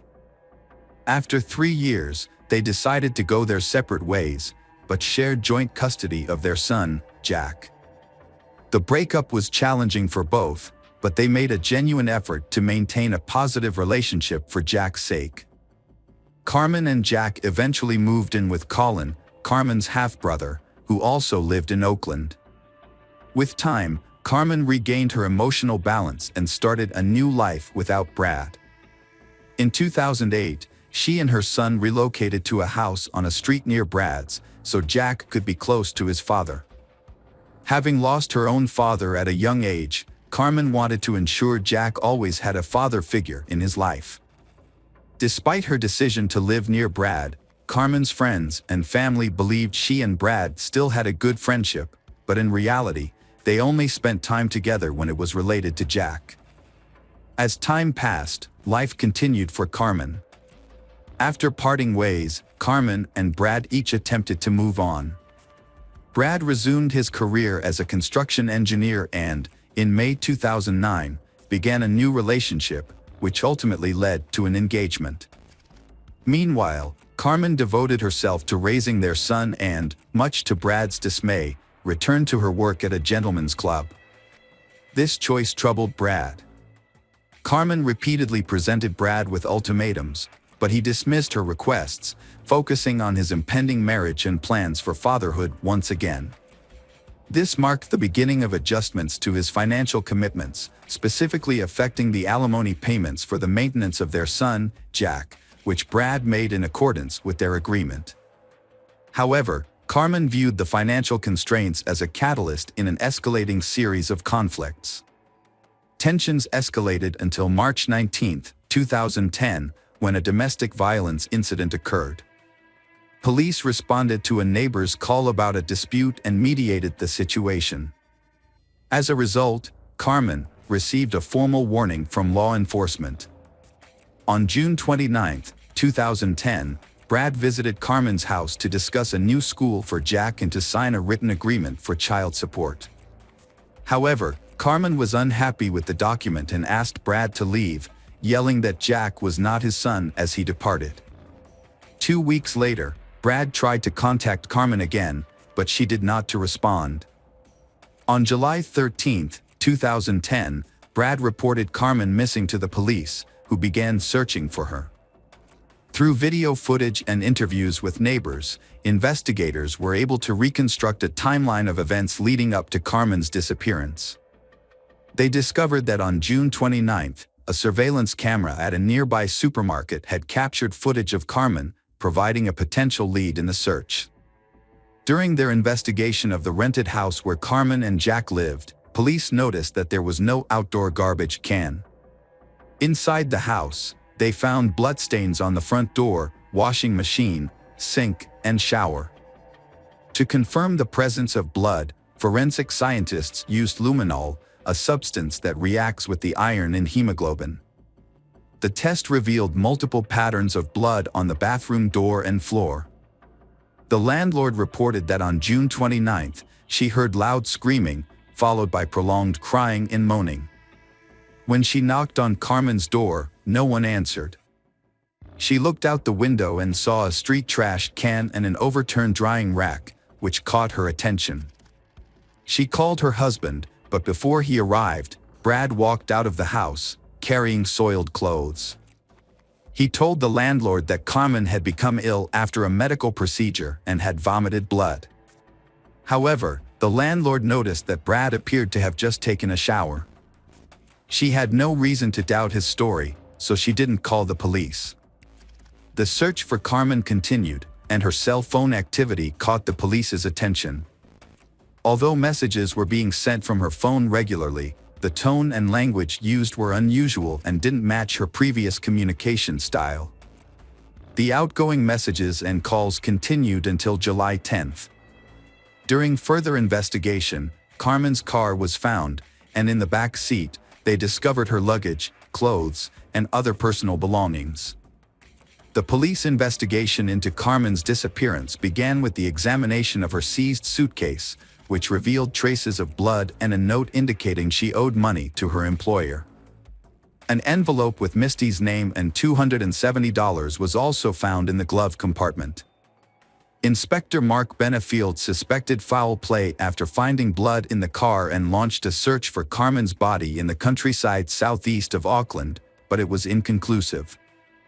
As the investigation continued, police analyzed Carmen's and Brad's phones, discovering they had been in close proximity to each other during the search.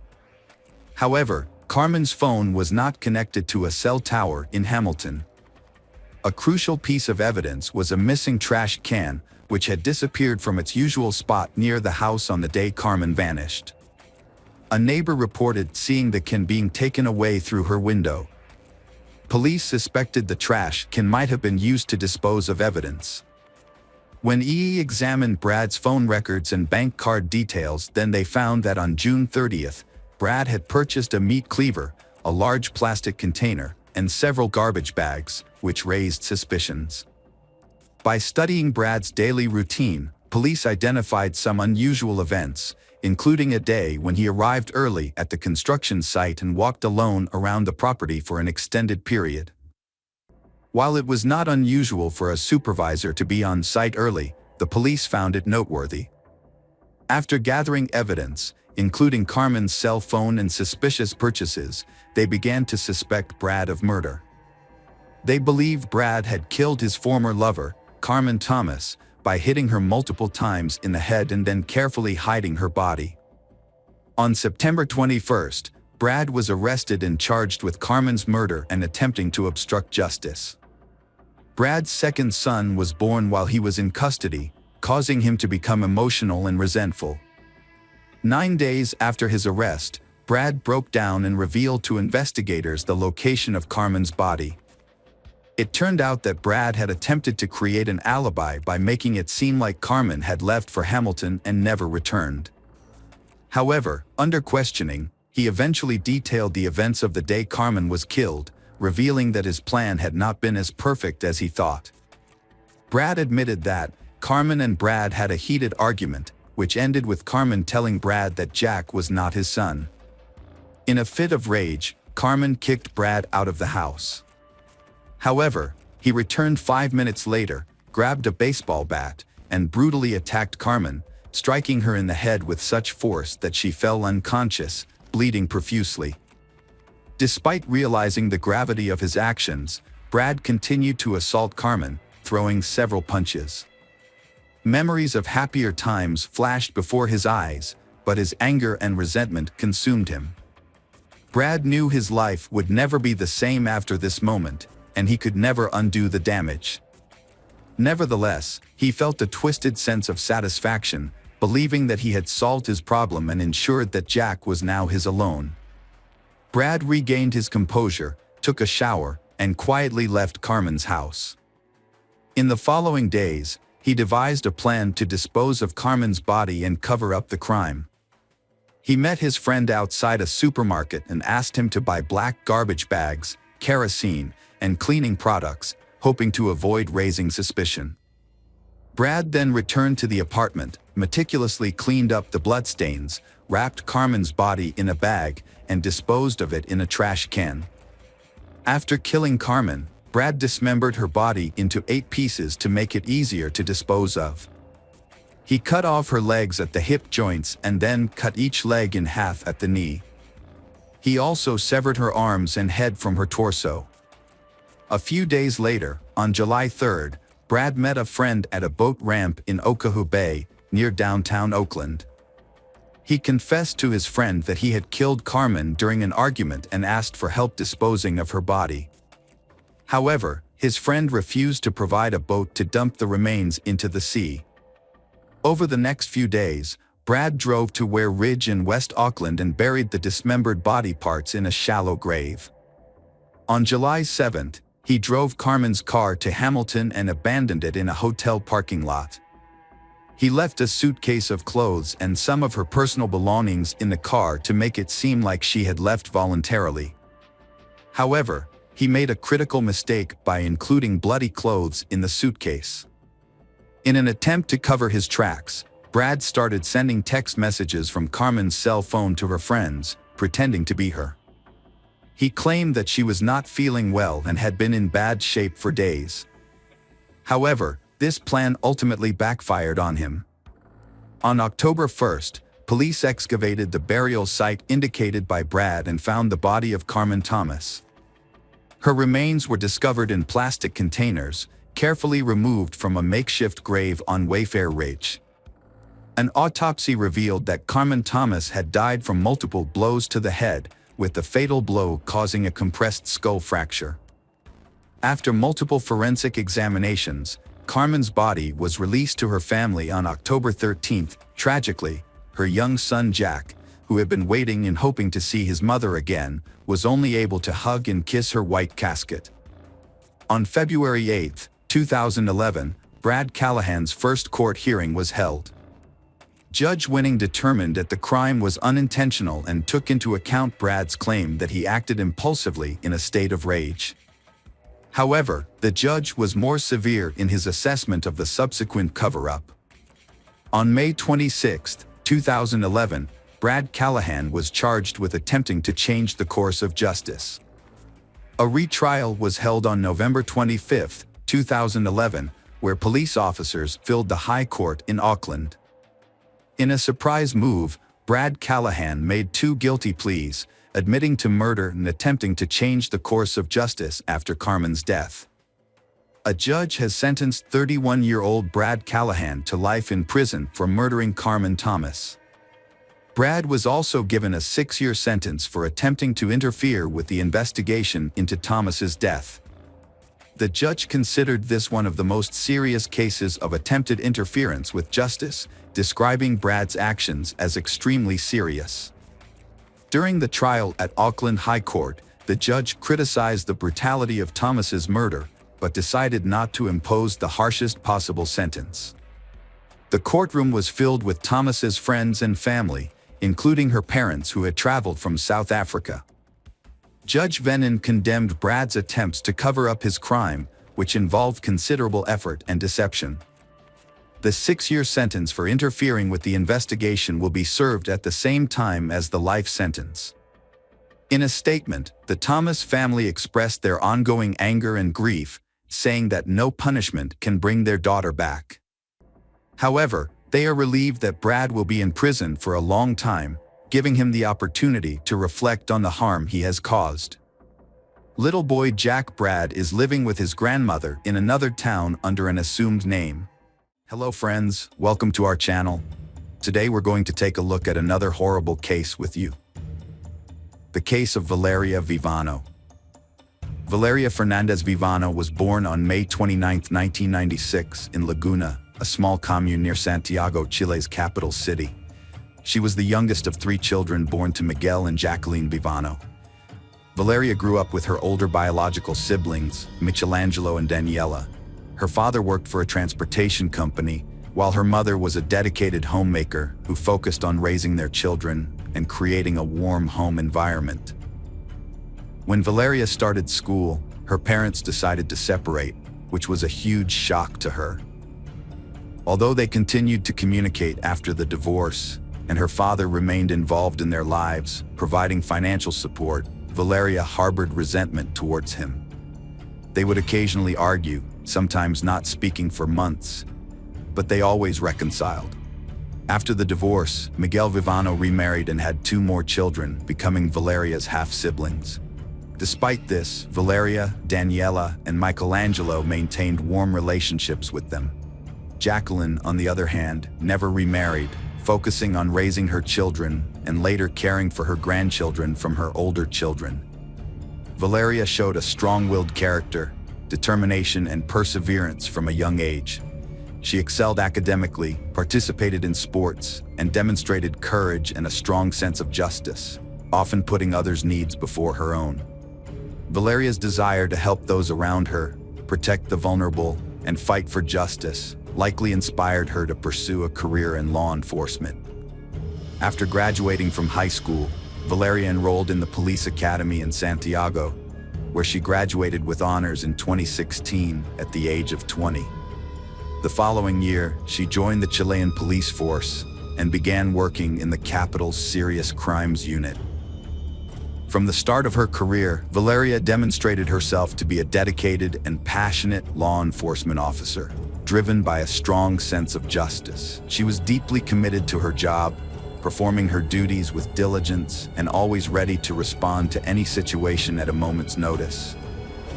Whether it meant leaving in the middle of the night to investigate a crime scene, pursuing suspects at personal risk, or providing emotional support to those who had lost loved ones, Valeria was always willing to go the extra mile.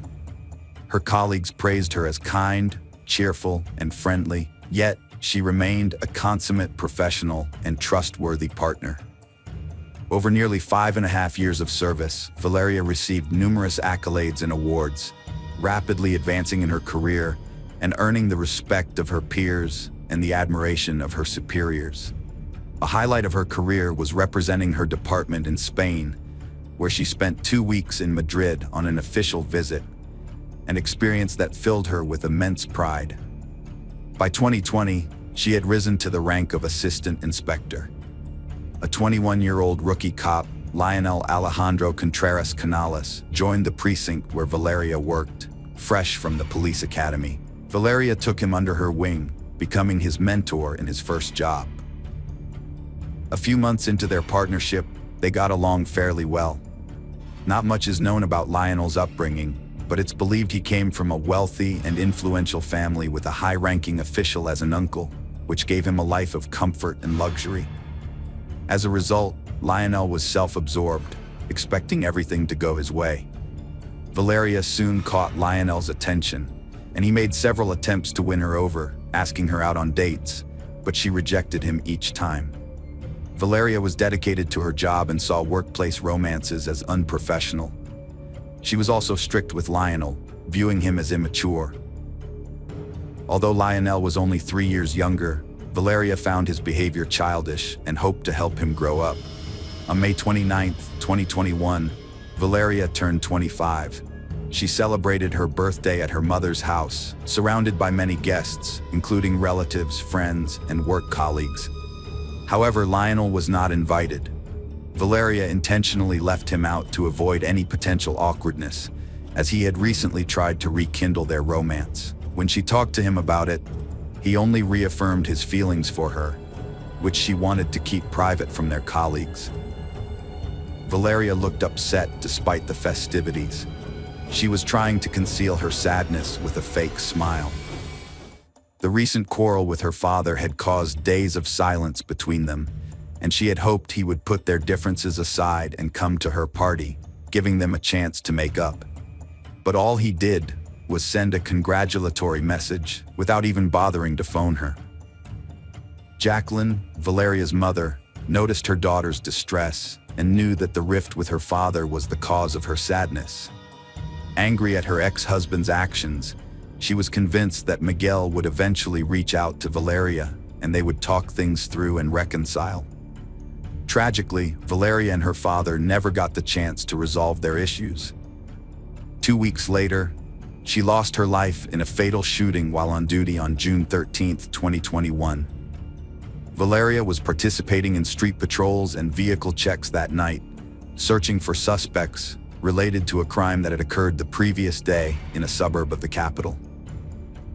The police had issued an alert for a white Kia Chato, believed to be driven by a suspected criminal who was likely armed and possibly accompanied by others in the car. Valeria was riding in a patrol car with her partner Lionel, driven by Deputy Commissioner Felipe Gilardo. They spotted the suspect's vehicle and immediately gave chase, without waiting for backup.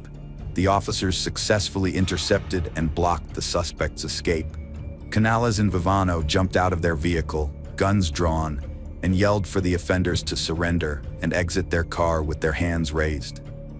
Just then, a single shot rang out, and in the ensuing chaos, Valeria clutched her side and fell to the asphalt beside the police car. Reinforcements arrived simultaneously, and her colleagues heard the shot and saw that she was wounded, but they couldn't fully comprehend what had happened or who had fired. The criminals took advantage of the momentary confusion, sped away, and escaped the scene. Despite the swift arrival of medics and her colleagues' efforts to stop the bleeding, Valeria's life couldn't be saved. She was rushed to the nearest hospital, where top specialists fought to save her life for several hours. Unfortunately, due to severe blood loss and damage to vital organs, Valeria passed away on the operating table, never regaining consciousness. Valeria's family rushed to the hospital after hearing the news, but they were too late. Miguel, her dad, was overwhelmed with grief and regret, haunted by their recent petty argument. His guilt was so intense, it put his own health at risk. Valeria died in the line of duty during an operation to catch dangerous criminals, hailed as a hero for giving her life to ensure others' peace and safety. Local media extensively covered the story, praising her courage and selflessness. The public was shocked and captivated by the arrests, and soon the suspects were identified as 19-year-old Miguel Alejandro Cupin and his 17-year-old accomplice, whose name was not released due to his age. Both had previous convictions for minor crimes. In response to the arrests, Chile's president, Miguel Juan Sebastián Pinera, issued an official statement promising that those responsible would face the full extent of the law. As the investigation progressed, some facts didn't add up. Valeria's body was returned to her family after the autopsy and buried in a capital city cemetery, with hundreds attending the funeral. Her parents described the experience as a terrible nightmare. Notably, among those who carried Valeria's coffin was her colleague Lionel, who seemed more grief-stricken than anyone else. However, other colleagues reported that there had been recent tension between Valeria and Lionel, to the extent that Valeria didn't even invite him to her birthday celebration. Legal proceedings started right after the funeral against those arrested the next day. Initially, everyone thought the guilty ones were caught and proving it would be easy. But it soon became clear the investigation was flawed, with key details missed and evidence ignored. A month and a half after the officer's death, 2 employees were suspended for their alleged role in the incident. Valeria's parents were called to the prosecutor's office, expecting new evidence. Instead, they were devastated to learn from prosecutor Juan Carlos Carrasco that their daughter died from a bullet fired by her colleague. Subsequent investigations showed that the fatal shot was fired from a service weapon held by one of Valeria's co-workers. A same-day ballistics test confirmed this, but the results were tampered with, and the bullet's characteristics, shape, caliber, and weight were incorrectly recorded in the evidence locker. Furthermore, the bullet had passed through Valeria's body, but it wasn't extracted. Instead, it was reported to have been extracted, and the entry and exit wounds in the forensic reports were switched. The shot was fired into her back, not her abdomen. Furthermore, the detainees who were on trial, claiming to have confessed to their involvement and were on the verge of imprisonment, began filing complaints. They alleged that their confessions were obtained through torture and threats, and the pistol they had with them that evening was not even loaded. Moreover, their involvement in the prior crime that prompted the interception plan that fateful night remained unconfirmed. A surprising twist emerged in the public's perception of Vivano, transforming her from a tragic hero who died in the line of duty to an innocent victim betrayed by her own colleagues. As a result, the main suspect shifted to Felipe Gilardo Ara, who was driving the police car, and Lionel Alejandro Contas Canales, Vivano's partner, who was seated in the back. Both were immediately suspended from duty. On August 5th, it was discovered that the fatal bullet came from a police-issued weapon. A document surfaced showing examination results that implicated Lionel as the prime suspect, as he was the only one with gunshot residue on his hands, a crucial finding that had been mysteriously left out of previous reports. Additionally, several other vital documents, including ballistics examination reports and the pathologist's conclusions, were improperly stored in an archive box that had not been thoroughly reviewed. It remains unclear whether this was an accident, an oversight, or a deliberate attempt to conceal crucial evidence. The police officers involved in the operation to catch the criminals surprisingly became suspects in the murder of their fellow officer. Along with the suspects already arrested, they participated in a reenactment of the events of that night to clarify what had happened. In the reenactment, Philippe, who was driving, explained that he could only see Valeria, who was sitting next to him in the front passenger seat, when she got out of the car. Lionel, who was sitting behind them, also exited the vehicle, but Philippe couldn't see what he was doing. According to Philippe, Valeria took just a few steps before a shot was fired, causing her to fall to the ground. At that point, Lionel rushed to help the injured woman and provide first aid to try to save her life. Lionel gave a different account of what happened, saying that he and his partner Valeria got out of the patrol car at almost the same time, but she rushed forward immediately after the shot was fired. He denied shooting his colleague, Valeria, and claimed that Philippe, the driver, should have seen him trying to help Valeria and confirmed this. According to Lionel, he was the first to assist Valeria and tried to stop her bleeding to prevent her from dying. The investigation managed to reconstruct the events, despite inconsistencies in the witnesses' statements. They found that Canales was behind his partner when the shot was fired, which corresponded with the bullet's trajectory. Furthermore, he was the only one with traces of gunshot residue on his hands.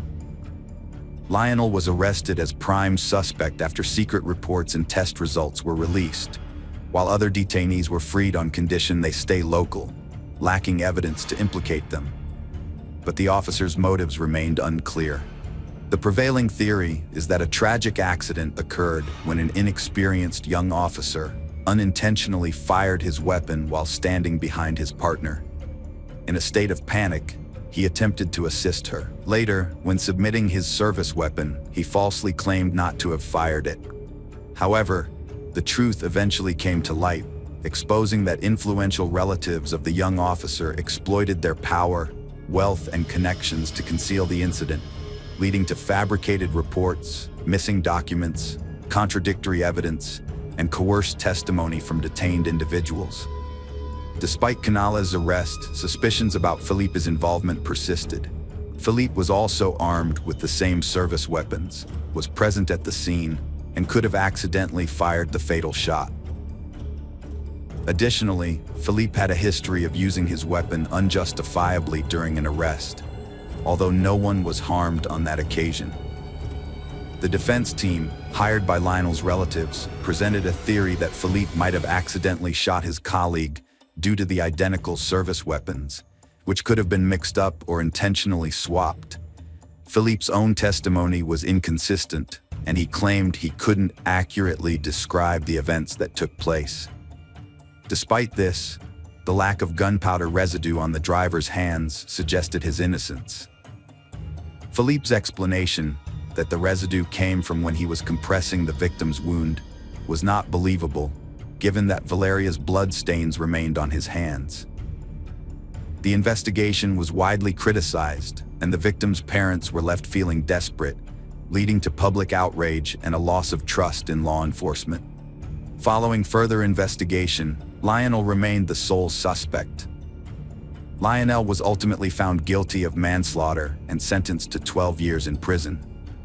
However, in a surprise move, the Supreme Court later overturned the sentence, reducing his imprisonment to just 540 days. Valeria's family is now planning to sue the Chilean state, accusing the judges of corruption. Hello friends, welcome to our channel. Today we're going to take a look at another horrible case with you, the case of Kristen Rossum. Kristen Rossum, a chemistry graduate student at San Diego State University, had the potential for a bright future. However, she is now serving a life sentence at a women's facility in Central California for crimes committed against her husband, Ralph, and Constance Rossum. Kristen is a mother of 3, and despite her efforts to prepare them for a successful future, her own life took a different turn. Her children were receiving a well-rounded education with regular schooling, tutors, and participation in extracurricular activities designed to develop their talents. However, Kristen, who was fragile and impulsive, struggled to maintain this pace. She began to skip classes and sought escape from her reality, initially finding comfort and forgetfulness in this avoidance. However, after consuming alcohol, the calming effect wore off, and Kristen became dependent on methamphetamine, the most addictive illegal substance in the United States. The drug induced clouds of paranoia, euphoria, and hallucinations, leading to Kristen's erratic behavior and detachment from reality, as well as a lack of parental attention. Kristen confessed to being addicted to substances since her high school days, which was devastating news for her family of college-educated professionals. After months of turmoil with her parents, the 17-year-old Kristen secretly left home and went on vacation to Mexico with her friends, where she met Gregory DeVette, a tall, handsome man, 7 years her senior. Gregory took on a paternal role, and Kristen landed a job at the local forensic department as a toxicology assistant, impressing her employers with her skills and momentarily forgetting her addiction. Her position in toxicology gave Kristen access to controlled substances, and she went on to graduate from college with honors. Her relationship with Gregory lasted about 5 years, culminating in a grand wedding on May 5, 1999. Kristen's parents adored Gregory and were convinced that their daughter had overcome her dependency and was headed towards a life of great promise and happiness. In March 2000, Kristen landed a job as a toxicologist at the San Diego County Medical Examiner's Office, where she learned to analyze body fluids for controlled substances. However, she soon became disillusioned with her mundane life and sought thrills elsewhere. She found an opportunity with her new colleague, Michael Robertson, who had just been appointed head of the department. As their romance blossomed, Kristen's marriage to Gregory began to unravel, despite his efforts to save it. Aware of his wife's vulnerabilities, Gregory struggled to hold on, but Kristen had made up her mind. On Monday, May 6th, she asked for a divorce. On November, Kristen went to work as usual, but she was very tired and worried about her husband Greg, who was sick and stayed home. In the days following their difficult conversation, Kristen was uneasy, but Greg seemed calm and indifferent. Uncharacteristically, Kristen informed her workplace about her husband's illness and visited him during her lunch break. That same day, at 9:22 p.m., Greg was asleep, and Kristen called the emergency services to report that her husband was not breathing, fearing he might have taken his own life. Overwhelmed with emotion, Kristen cried on the phone and didn't follow the dispatcher's instructions to examine Greg's body and potentially administer first aid. The police and paramedics arrived at the scene at 10:19 p.m. and found Greg lying lifeless on the bedroom floor, surrounded by scattered rose petals, with an exposed stem nearby. A preliminary examination revealed that Greg had likely consumed a lethal dose of multiple controlled substances, with empty vials of strong painkillers scattered around the room. Torn wedding photos were also found in his bed. During the interrogation, Kristen stated that she had told Greg about their separation the previous night, a mere 17 months after their wedding. Kristen regretted marrying him, feeling she had rushed into it. She mentioned that Greg was too clingy and she wanted space. Greg's death was officially classified as a suicide, with the autopsy revealing that he had succumbed to a lethal dose of strong sedatives. Kristen gave her consent for the cremation to proceed, but Gregory's family and friends were adamant that he would never take his own life. None of them had noticed any unusual changes in his personality or mood that might have hinted at his supposed suicide. In fact, Greg was known to be strongly opposed to controlled substances and would never resort to using them. His relatives were so convinced of foul play that they intervened to stop the cremation, demanding an independent autopsy to uncover the truth. The family's persistence led investigators to consider a murder scenario soon after the incident. An autopsy revealed a significant amount of fentanyl, a painkiller 150 times stronger than morphine, as well as smaller amounts of clonazepam and traces of oxycodone. Investigators suspected that someone else might have administered the lethal dose of fentanyl to Gregory, given the strong influence of clonazepam and other drugs found in his system. Since fentanyl is not an over-the-counter drug, Kristen became the prime suspect due to her knowledge and access to these substances. She was subsequently questioned by the police.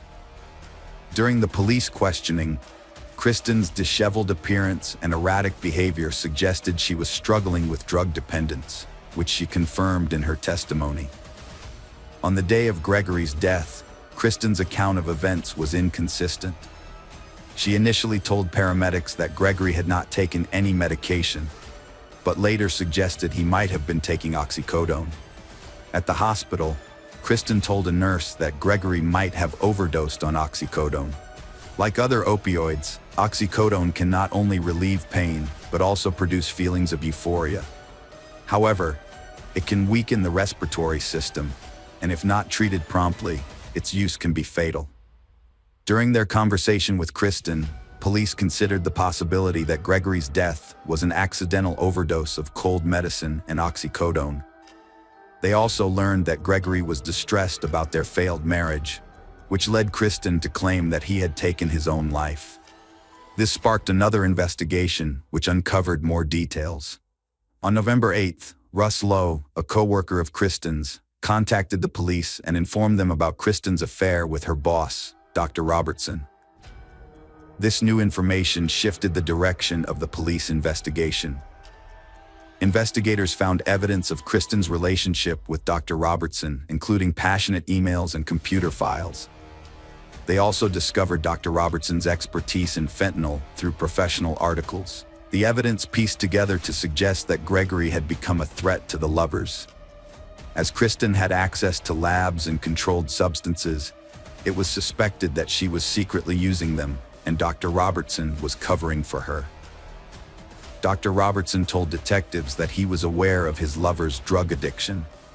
Although no charges were filed against the couple at the time, they were both fired for violating several rules during the investigation. Serious trouble began for Kristen in January when police raided her house, finding drug traces and evidence of personal drug use. She was arrested but later released on bail. As the investigation progressed, new information emerged, including her diary, which was seized during the initial search.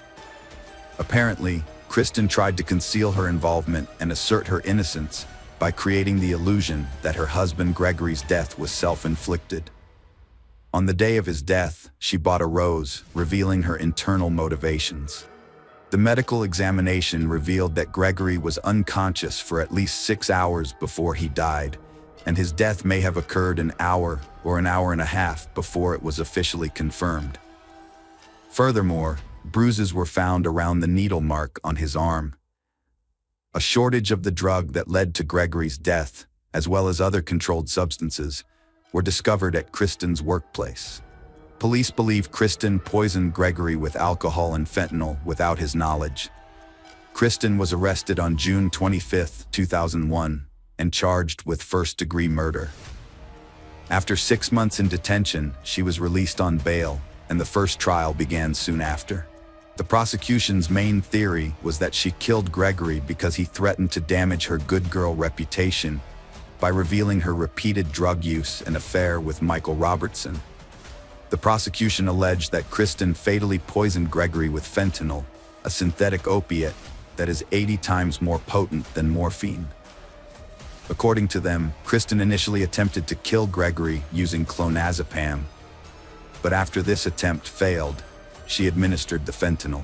The prosecution also contended that Kristen subsequently staged the scene in the bedroom to give the impression that Gregory had committed suicide by tearing out pages from her diary, scattering rose petals around his body, and positioning a wedding photo nearby.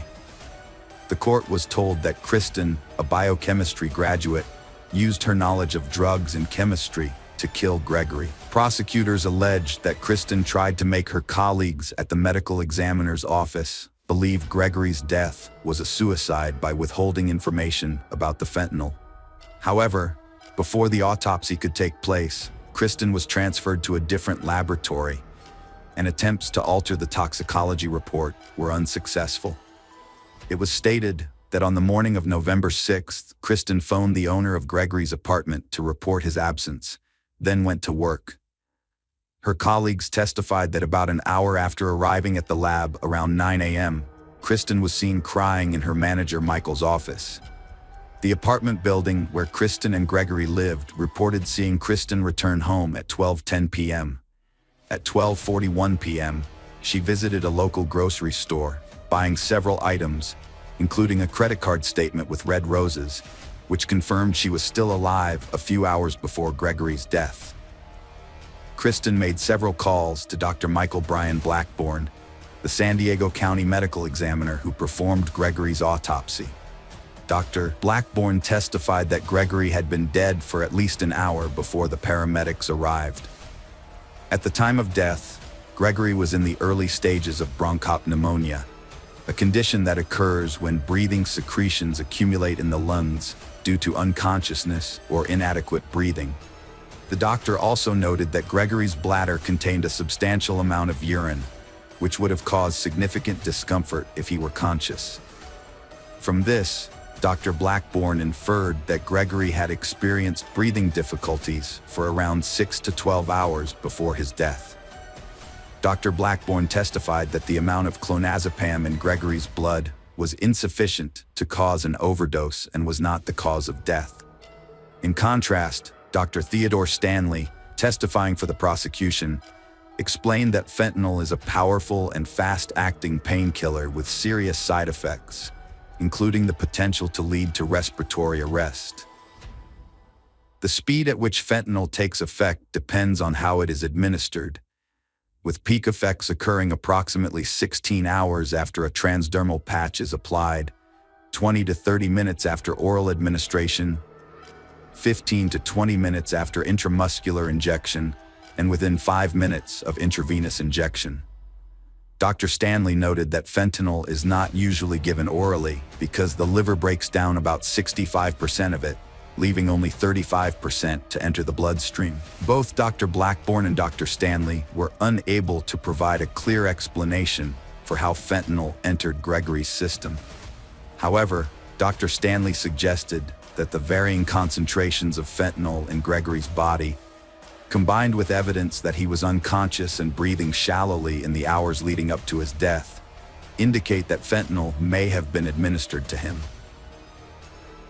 Although the prosecutor could not definitively explain how Kristen poisoned Gregory, the evidence suggested that she might have applied a fentanyl patch to his arm while he was sleeping. The fact that 15 patches went missing from the lab where Kristen previously worked supports this possibility. The defense claims Kristen is innocent, acknowledging that fentanyl caused Gregory's death, but arguing that he intentionally took it to end his life due to desperation stemming from family problems. In court, Kristen testified that on November 6th, she woke up to find Gregory in distress. At 7:42 a.m., she called his employer to report his illness and absence from work. Kristen told the court she went to her job but returned home to check on Gregory, asking why he was so upset. Gregory told her he felt unwell, having taken oxycodone and clonazepam, and planned to stay home and sleep.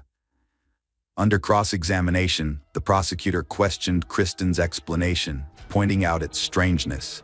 Kristen admitted to previously lying and hiding Gregory's drug use. The prosecutor suggested to the court that fentanyl was the ideal poison due to its difficulty in detection, knowledge Kristen likely acquired from her job. According to autopsy and toxicology results, Gregory was unconscious for around 6 to 8 hours, contradicting Kristen's claim of having lunch with him that day. The defense argued that Dr. Blackburn's finding of non-fatal blood levels of clonazepam was irrelevant because the combination of oxycodone, an opiate, and clonazepam, a benzodiazepine, can create a synergistic effect, making them more potent together.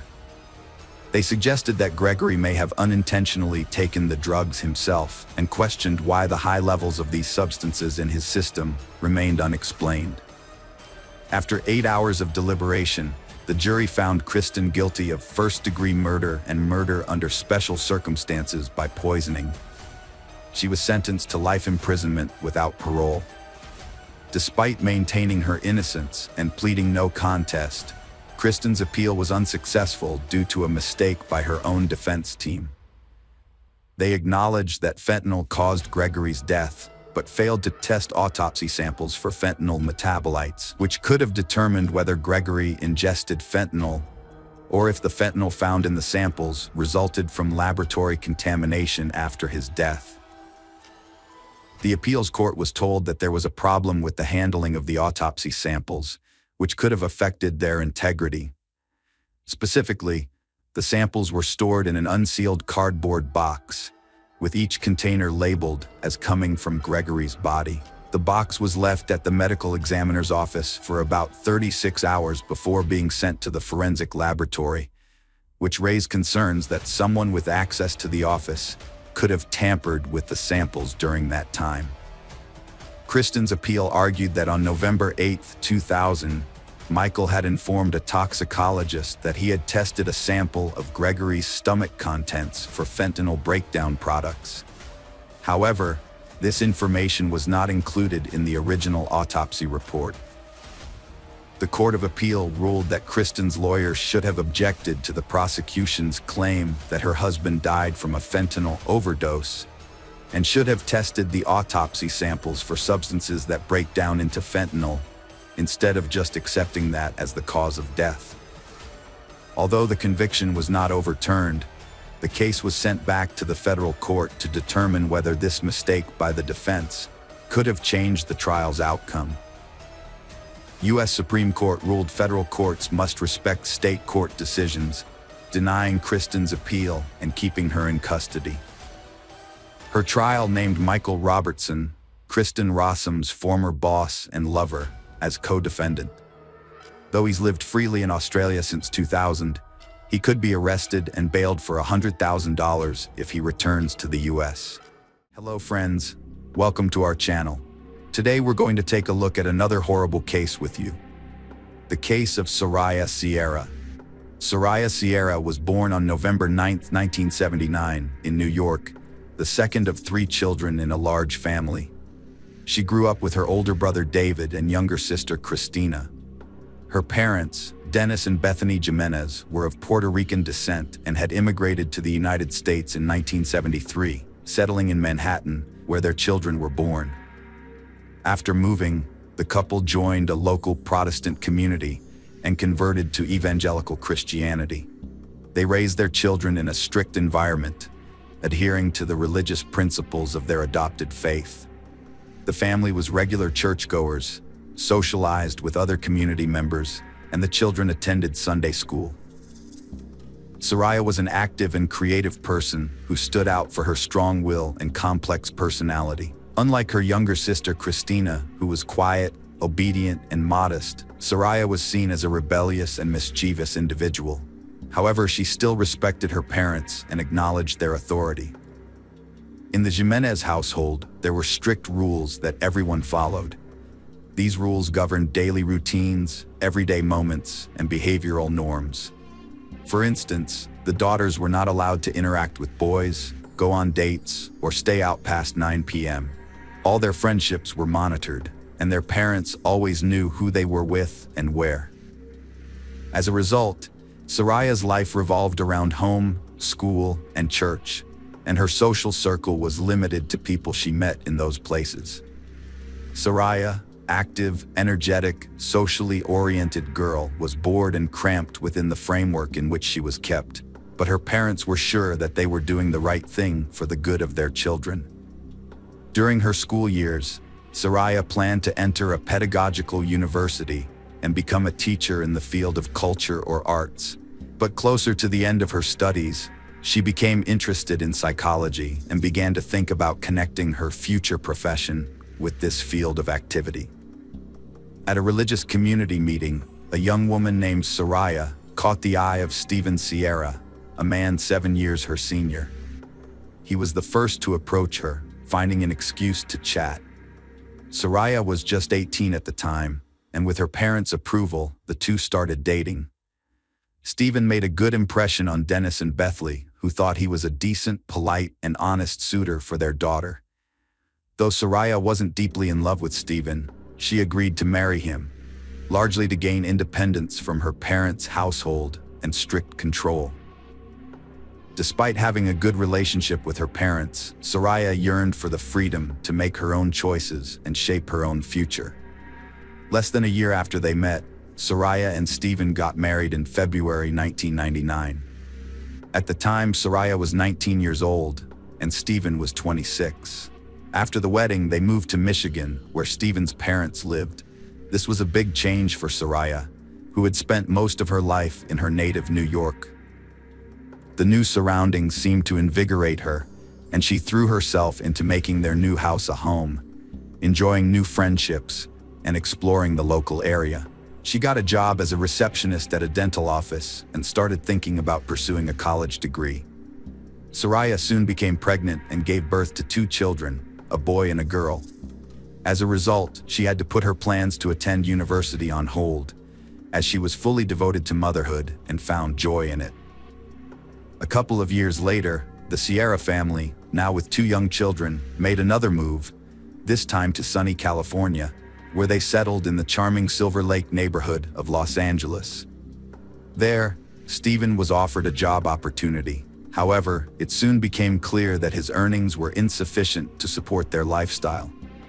After discussing their situation, they decided to return to New York, eventually settling into a modest rented apartment located near the home of the Jimenez family. At that time, the couple, Soraya and her husband, were struggling with serious financial issues. With Soraya staying at home to take care of the children, her husband had to make do with irregular income, which led to periodic debt.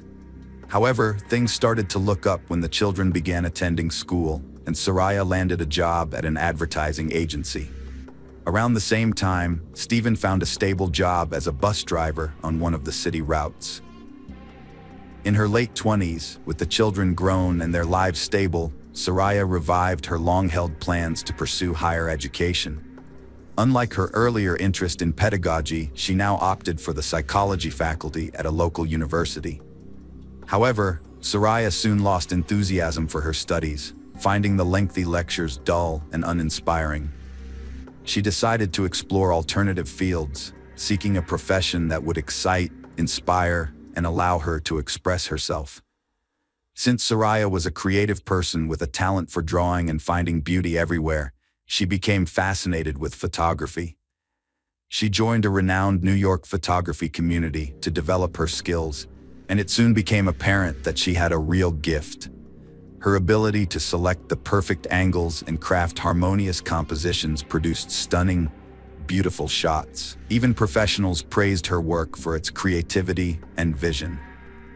On the advice of her colleagues, Soraya created a social media page in early 2012, where she began posting her work. It didn't take long for her to gain a massive following, with thousands of users subscribing to her profile and enthusiastically commenting on each piece. In just a few months, she became a star, and her subscriber count continued to grow exponentially. The sudden fame left her feeling dizzy. Soraya felt a strong desire to achieve more and improve her skills, so she proposed organizing a group photo tour to search for unique and breathtaking locations around the world. Soraya Sierra began by taking short trips within her native country, where she developed a specialty in capturing architectural ensembles and historical monuments through her lens. Her photographs garnered great success, which fueled her desire to explore further. She set her sights on Istanbul, one of the world's most ancient and beautiful cities, intent on photographing its iconic landmarks and historical sites. Although her parents were hesitant about her traveling abroad for the first time, Soraya was resolute. They were concerned about her venturing out alone, away from home for an extended period. To alleviate their worries, Soraya agreed to be accompanied by her close friend, Magdalena. However, what her family didn't know was that they were going through a tumultuous time, and Soraya's relationship with her husband was on the brink of collapse. It's possible that her desire to embark on a photography tour on the other side of the world was, in part, a coping mechanism. She yearned to escape her situation, gain a fresh perspective, and reflect on her family's troubles from a distance. After feeling confined for too long, Soraya felt an overwhelming need to break free and do something that nourished her soul during that difficult period. Soraya's relatives were worried that she would be traveling by herself to a foreign country on the other side of the ocean. But she calmed their fears by promising to keep in touch daily through phone calls, letters, and photos. Besides, Soraya had already lined up commercial photography projects in Germany and Austria, which were part of her meticulously planned itinerary. In fact, her whole trip was carefully timetabled, with every hour accounted for, leaving no room for spontaneity or changes. On January 7, 2013, Soraya boarded a flight from New York to Istanbul with limited cash, a smartphone, a tablet, and a DSLR camera with professional lenses. After arriving, she called her family to let them know she had landed safely and was heading to check into a budget hotel she had booked in advance, located in a remote and apparently unsafe area. It later emerged that Soraya was not alone in Istanbul. She was accompanied by a young man named Taylan, whom she had met on social networks in mid-2012. Taylan was the one who had persuaded her to fly to Turkey for several months. During this time, they had been in close contact and had developed a strong bond. Soraya had complete faith in her new friend, and they spent almost every day together, exploring the city's attractions. As a native of Istanbul, Taylan was intimately familiar with the city and organized exciting trips to the most interesting and sometimes unusual places. After Turkey, Soraya traveled to Europe for commercial photo shoots, staying with longtime subscribers to save on hotels. In Vienna, she met a young man who shared her passion for photography and hosted her for 2 days. The trip went as planned, with Soraya visiting each destination and meeting everyone on her schedule. On January 21st, 2013, Soraya finished her photo tour and called her parents and husband to let them know her flight details for New York. As she had never spent so much time away from home before, everyone was relieved her trip was ending. However, before departing, Soraya decided to take a final stroll around the city to capture some last-minute photos for her account. When Soraya's father arrived at the airport to pick her up, she was nowhere to be found among the passengers. Her phone was also unreachable, and all attempts to contact her failed. Concerned, her father approached the airline representatives, who informed him that no passenger by her name was on the flight. Soraya's husband, Steven, immediately contacted her Istanbul hotel, where he was told that her belongings remained in the room and she hadn't checked out, despite being due to do so the previous day. She was also absent from the hotel for the second day. This news sparked panic among the family, who were left wondering where Soraya was and what to do next. Steven decided to investigate his wife's accounts, and what he found shocked him: a suspicious correspondence with a man named Taylan. Despite his reservations, Steven opted to reach out to Taylan directly to get to the bottom of things. Taylan claimed to have seen the missing woman just a day before she was supposed to depart, and surprisingly, she hadn't even bothered to call him beforehand, despite her earlier promise. Soraya's family promptly notified the American embassy in Turkey about the incident, and a large-scale search operation was launched the following day. A special unit was formed to handle the operation.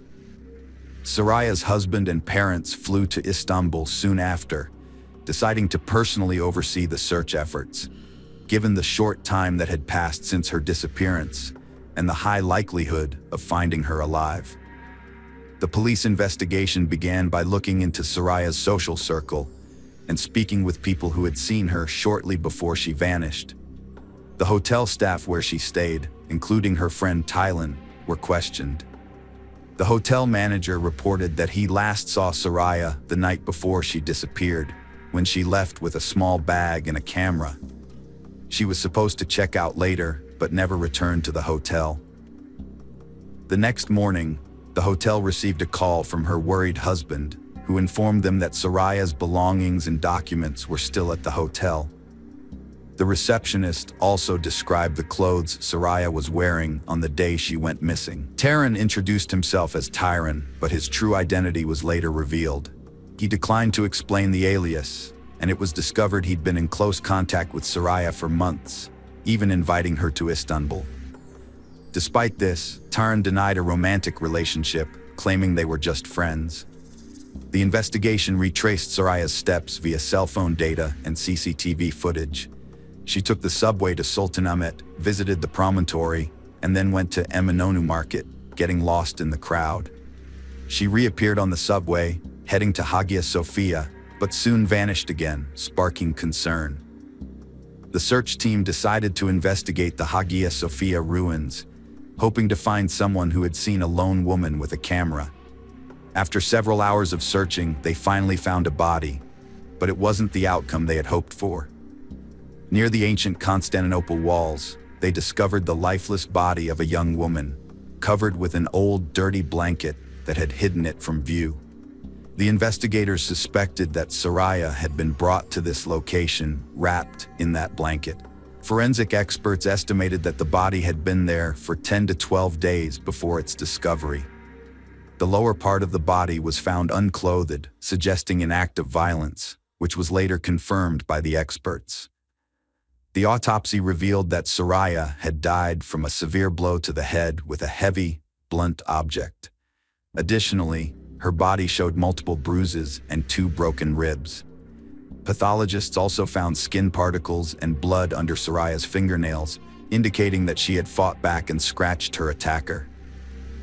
The crime scene was both strange and absurd because, despite the thief stealing the victim's bag, smartphone, and camera, they left her gold earrings, wedding ring, and expensive watch, which immediately drew attention.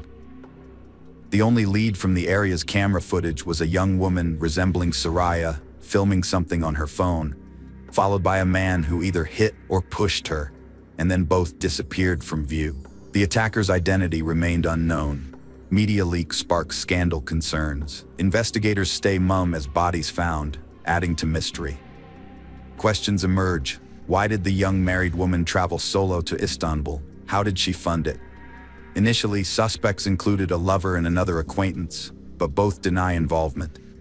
Later, it emerged that the Viennese man who had given Soraya shelter had a criminal past, sparking speculation that he might have exploited the American as a drug mule.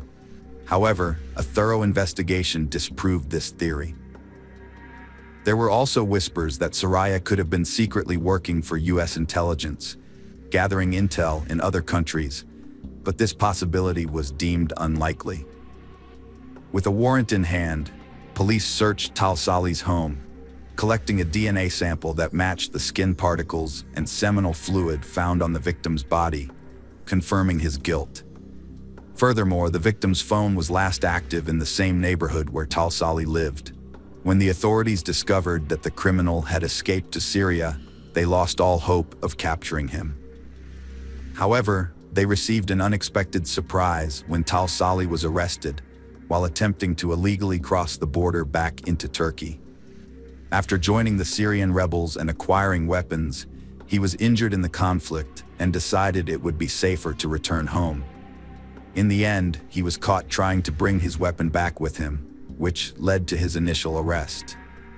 When Talsali was questioned, he gave a disturbingly detailed account of what happened. He claimed to have been on a hiking trail along the walls of Shebeku when he saw a young woman, Soraya, taking pictures. He admired her from a distance for a few minutes, then approached her. Despite the language barrier, he tried to communicate with her using gestures, but failed to understand what she wanted. What caught his attention, however, was her brand new iPhone and expensive camera. As Soraya walked away, Talsali followed her, intent on robbing her. With night falling and no one else in sight, he saw an opportunity. When Soraya turned around and took a picture of him, Talsali became enraged and attacked her, hitting her on the head with a boulder. The two of them rolled down the wall, causing Soraya severe injuries, including bruises and broken ribs.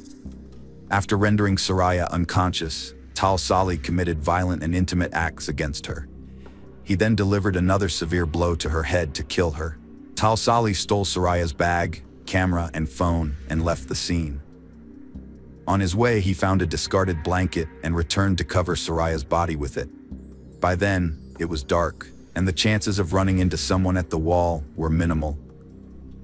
Once he returned, he dragged the body to the side, positioning it so it wouldn't be visible from the nearby hiking path.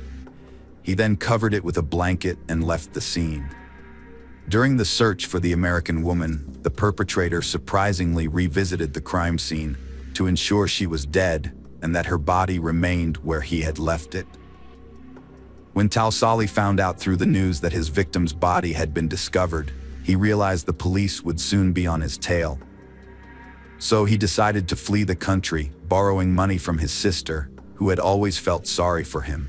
Incidentally, he was unable to benefit from the stolen goods, as the camera was damaged during the fall, and the smartphone was locked with a password he couldn't crack. As a result, he discarded the stolen items, including the signal, when he went on the run. The defendant showed no remorse, and DNA evidence placed him at the crime scene. Skin under the victim's nails, seminal fluid on her body. His phone was last used near his home, and a video recording caught the attack. After all the evidence was presented, the decision was made to conduct a psychiatric examination, driven by the suspicion that Tal Sali might be insane, given the disturbing nature of his actions, behavior, and the unsettling calmness with which he graphically described the atrocities he had perpetrated. Nevertheless, the experts ultimately concluded that he was of sound mind and fully cognizant of his actions when he attacked his victim in the summer of 2014. Judge Ely delivered the final verdict, finding Tal Sali guilty on all counts and sentencing him to life imprisonment. Soraya's relatives considered this decision fair and just. Following the necessary expert examinations, the body of the murdered American woman was transported back to her homeland in New York, with all related costs borne by Turkish Airlines. Soraya was laid to rest in a ceremony that respected all religious rites and traditions. Soraya's family created a memorial website in her honor, where they published her previously unseen works. The photos proved to be extremely popular, attracting buyers from all over the world. The money raised from the sale of these pictures was set aside to fund college education for orphaned children. Stephen, Soraya's husband, categorically denied that his family life was in crisis, which could have led Soraya to take that fateful trip.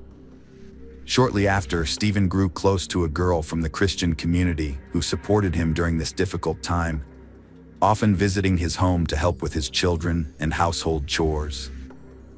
Just 2 weeks before the first anniversary of Soraya's funeral, Stephen married his new partner. By the time Tal Sali was finally sentenced, Stephen was already married and preparing to become a father again. Hello friends, welcome to our channel. Today we're going to take a look at another horrible case with you. The case of Alex Murdaugh. Richard Alexander Alex Murdaugh was born on May 27, 1968. His family, the Murdaughs, are a respected and well-connected family of lawyers who have dominated South Carolina's low-country legal system for over 100 years. 3 generations of Murdaughs served as district attorneys of the 14th Judicial Circuit from 1920 to 2006, but Alex's actions brought an end to their reign. The foundation of the family's later success was laid by Alex's great-grandfather, Randolph Murdaugh Sr., who founded the law firm Peters, Murdaugh, Parker, Eloth and Dietrich, PMPD. Over the decades, the Murdaughs' influence grew so substantial that the Hamptons became known as Murdaugh County. Alex pursued a law degree from the University of North Carolina, following in his family's footsteps. There, he met his future wife, Margaret Maggie Brawl, and they started dating in 1991. They got married 2 years later, on August 14, 1993, at the Second Presbyterian Church in South Carolina. Alex and Maggie had 2 sons, Richard Buster Murdaugh and Paul Murdaugh. Alex became a personal injury attorney with his family's firm PMPD, aiming to continue his family's legacy. However, unlike his predecessors, Alex misused the power and influence his family's firm provided, using it to conceal financial crimes, theft, and possibly even murder. For over a decade, his wrongdoing went unnoticed until his youngest son Paul was involved in a boating accident that resulted in a girl's death. Paul Murdaugh's boating accident, the latest in a series of suspicious deaths surrounding the Murdaugh family, has sparked speculation that these accidents might be part of a larger cover-up. The theory seems plausible, given the family's history and resources, especially considering how they handled Mallory Beach's death.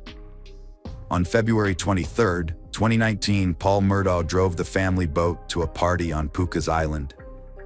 The 19-year-old, fresh out of high school, was accompanied by his girlfriend Morgan Dowie, Anthony Cook, Mallory Beach, and Miley Allman. They were looking forward to an unsupervised night of fun, starting with a house party and an oyster roast on the island.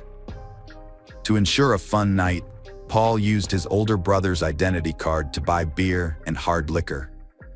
The group departed from the Murdaugh River House around 7 p.m. By midnight, they were ready for more fun, so Paul suggested driving the boat to downtown Beaufort, where he and Connor had a few more drinks. At around 1 a.m., they headed back to the boat. As they walked back, A surveillance camera caught a tender moment between Anthony and Mallory. By this time, Paul had drunk a lot of alcohol, and according to the other passengers, he began acting strangely around 1:15 a.m. Once they were back on the water, the situation rapidly deteriorated. Paul's behavior became erratic, and the group started arguing with him. He was driving the boat in circles, clearly drunk. Anthony wanted to get off on a nearby rock, but Paul refused to let him. Morgan said Paul left the steering wheel multiple times to argue with her and Mallory, who was terrified. According to the GPS data from the onboard Garmin device, the boat's speed increased at some point. Paul was behind the wheel when the boat crashed into the Arur Creek Bridge at 2:20 a.m., despite his denial that he had been speeding. As a result, Mallory was thrown into the water. The others were also hurt, with Connor suffering a broken jaw and Morgan's hand being badly injured. Connor managed to call 911 and help arrived quickly. When the Beaufort County Deputy Sheriff arrived, he found the teenagers in a state of distress. Anthony was particularly agitated, having tried to rush towards Paul after witnessing the scene. The police investigation revealed blood in the main compartment of the boat and a large gash in the hull from the impact. It was clear that all the teens were heavily intoxicated. While Anthony was not taken to the hospital, the others were transported for medical treatment.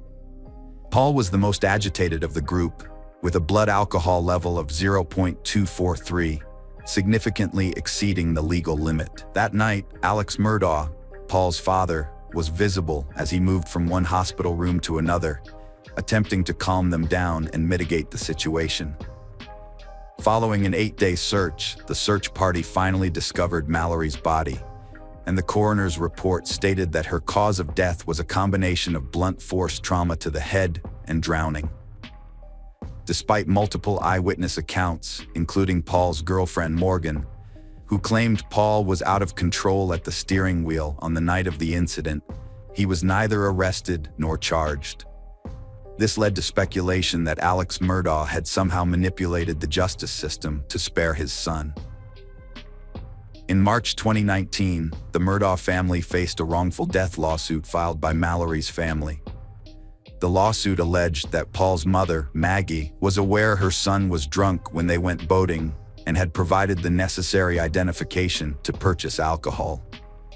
It wasn't until April 18, 2019, which coincided with Mallory's 20th birthday, that Paul was charged with 3 felonies: boating under the influence, causing Mallory's death, and seriously injuring 2 other passengers. Paul pleaded not guilty and was released on a $50,000 bond.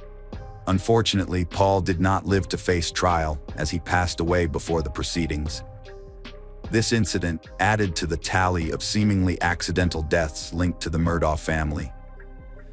Additionally, the murder of openly gay teenager Stephen Smith has also been associated with the Murdaughs. Stephen was discovered dead on July 8, 2015, in the middle of a road in Hampton County, South Carolina, with blunt force trauma to the head. The initial ruling was a hit-and-run incident with no suspect arrested. However, Stephen's mother believed he was the victim of a hate crime, as he had been a classmate of Alex Murdaugh's oldest son, Buster, in high school, and there were rumors of a romantic relationship between them. Some people believe that Buster might have been involved in Stephen's death, and that the claim he was killed in a hit-and-run was fabricated to conceal the truth. However, it wasn't until March 22, 2023, that the South Carolina Law Enforcement Division reopened the case, declaring Stephen's death a murder, although no suspects have been identified. The Murdaugh family has also been linked to another tragic event: the death of Gloria Satterfield, their longtime housekeeper. On February 2, 2018, Gloria suffered a severe head injury after falling down the stairs at the family's Moselle residence. She died on February 26, 2018, due to complications arising from her injury.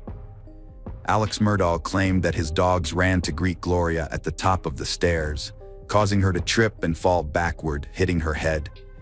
However, no autopsy was performed to verify his account, and her death certificate lists the cause of death as natural causes. Gloria Satterfield's sons sued Alex Murdaugh for wrongful death, winning a $4.3 million settlement in 2020. However, they didn't get the money. Instead, Murdaugh and his friend, lawyer Corey Fleming, stole the payout, diverting it to Murdaugh's account without the sons' knowledge.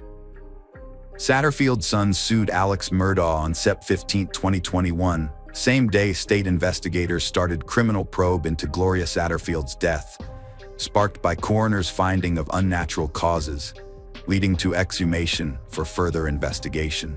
By Sept 2021, Alex Murdaugh faced financial and embezzlement charges after nearly a decade of fraud schemes, including a money laundering and painkiller ring with his cousin Curtis Smith.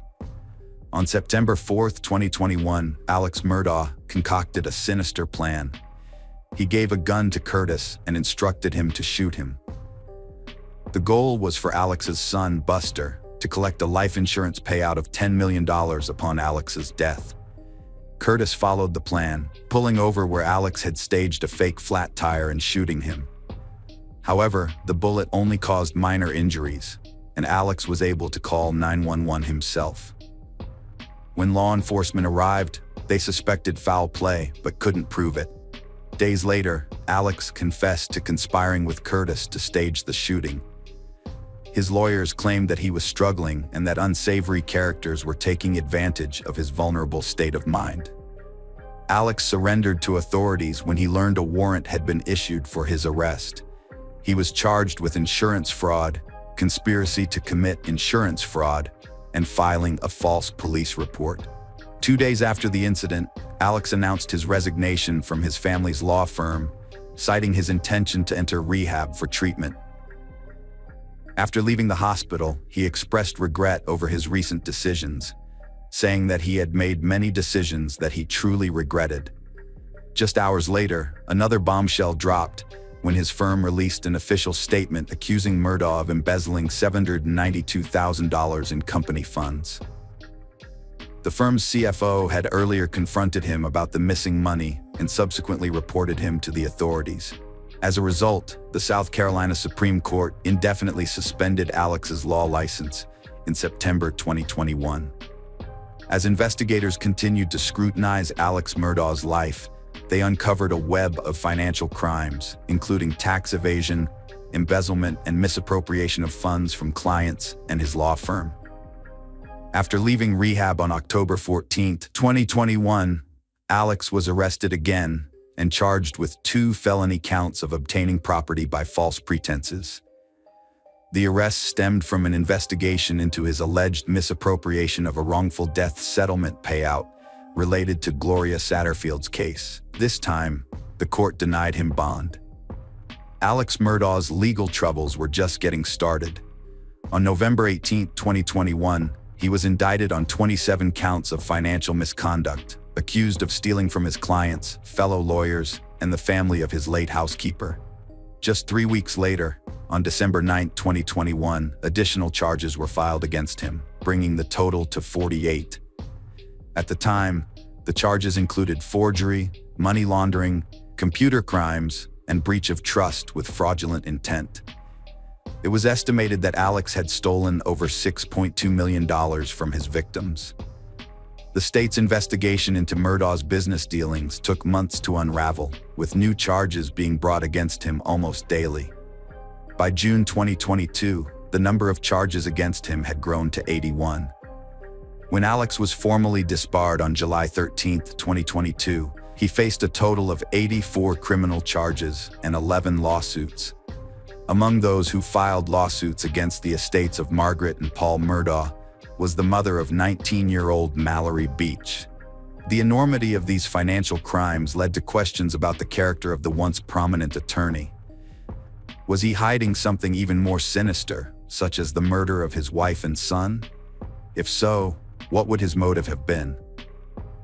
South Carolina Law Enforcement Division re-examined the double murder case with new info from Alex Murdaugh's financial crimes investigation. They found Alex and Maggie's marriage was troubled, with Maggie living separately at the beach home, an hour from the Moselle property. Marion Proctor stated Maggie Murdaugh was hesitant to meet her husband at their lodge, thinking it suspicious. Despite her reservations, she agreed to visit before seeing his dying father, but was killed beforehand. Maggie and son Paul were found shot dead at their 1,700-acre estate. They were discovered near the dog kennels with multiple gunshot wounds. Paul was shot twice with a shotgun, while Maggie had 5 wounds from an AR-style rifle firing 300 blackout ammo.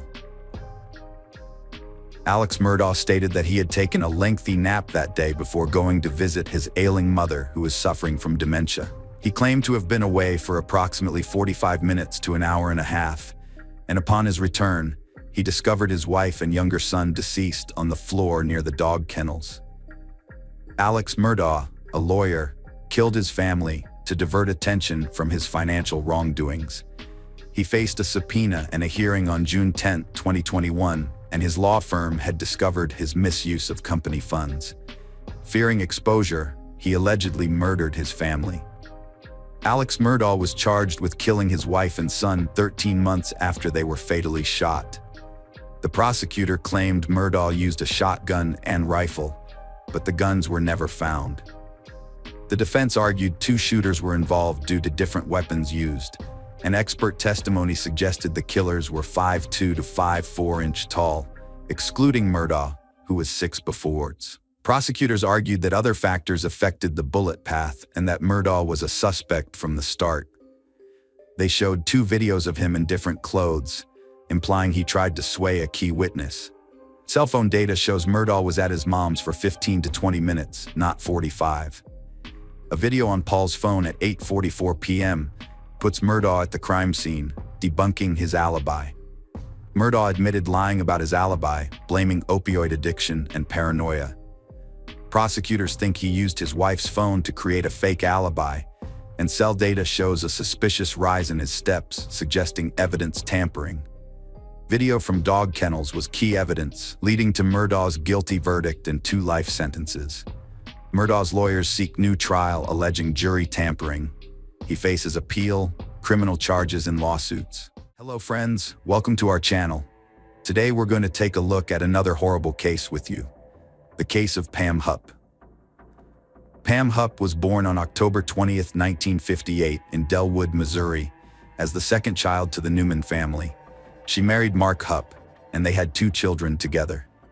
In 2001, the family relocated to Fallon, Missouri. Pam had a varied work history, eventually working as administrator for State Farm until 2010, when she stopped working due to back and leg pain. During this time, she started filing disability claims. On August 16, 2016, around noon, Louis Gumpenberger, a mentally challenged man who had been struggling with mental and physical disabilities since a car crash in 2005, died after being shot 5 times by Pam Hupp in her apartment.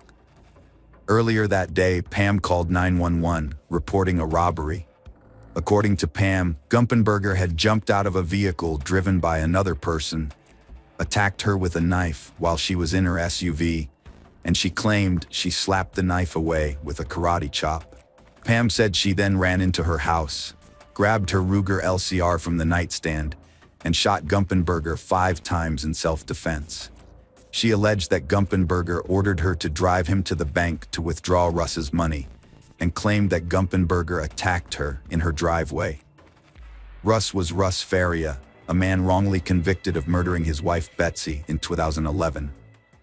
At the crime scene, the police found 9 $100 bills on Betsy's body, along with a handwritten note addressed to her. The note contained chilling instructions for the killer, detailing what they needed to do at Pam's apartment.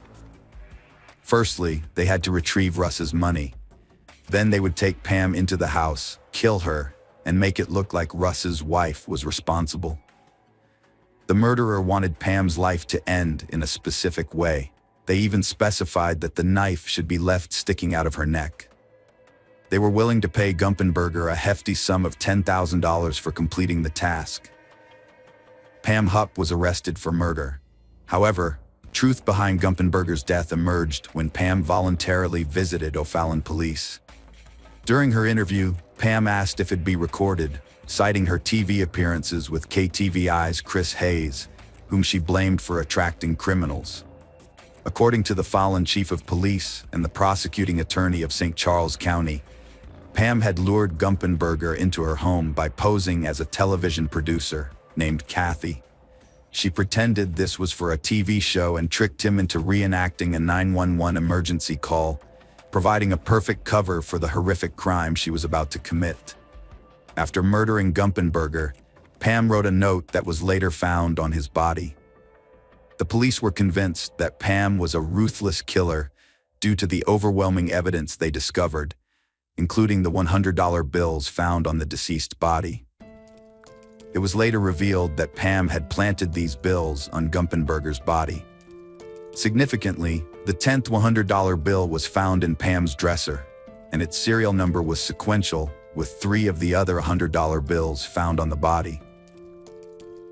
The St. Charles County Police subsequently reopened a complaint filed on August 10, 2016, by Carol Alford, who reported a woman matching Pam's description. This woman had approached Alford, offering to pay her $1,000 to participate in a fake 911 call, and was driving an SUV identical to Pam's. It emerged that Carol Alford was not the only one with a similar complaint. Brent Harleton informed the police that Pam had made him the same offer less than an hour before she shot Gumpenberger. Pam claimed in her interview that she had never met Gumpenberger before, but phone records showed that she had been at his doorstep. Further investigation revealed that Pam owned the knife she claimed Gumpenberger used to attack her, which she had purchased along with other items at a store in O'Fallon. It was also discovered that Pam had a habit of storing her knife between her kitchen counter and stove, similar to how the knife was found in her car, wedged between the passenger seat and central console. During a search of her home, police found a carpet swatch that seemed to be placed to protect her rug from Gumpenberger's blood. The police had doubts about Gumpenberger's ability to commit the crime due to his mental state. It became clear that Pam was guilty when she shot Gumpenberger, apparently trying to protect her rug from blood.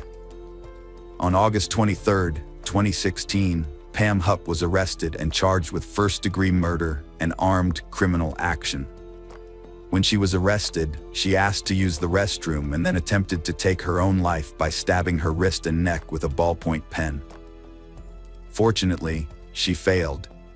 Pam made her first court appearance on January 30, 2017, where St. Charles County Assistant Prosecutor Phil Groenweg argued that her actions demonstrated a consciousness of guilt.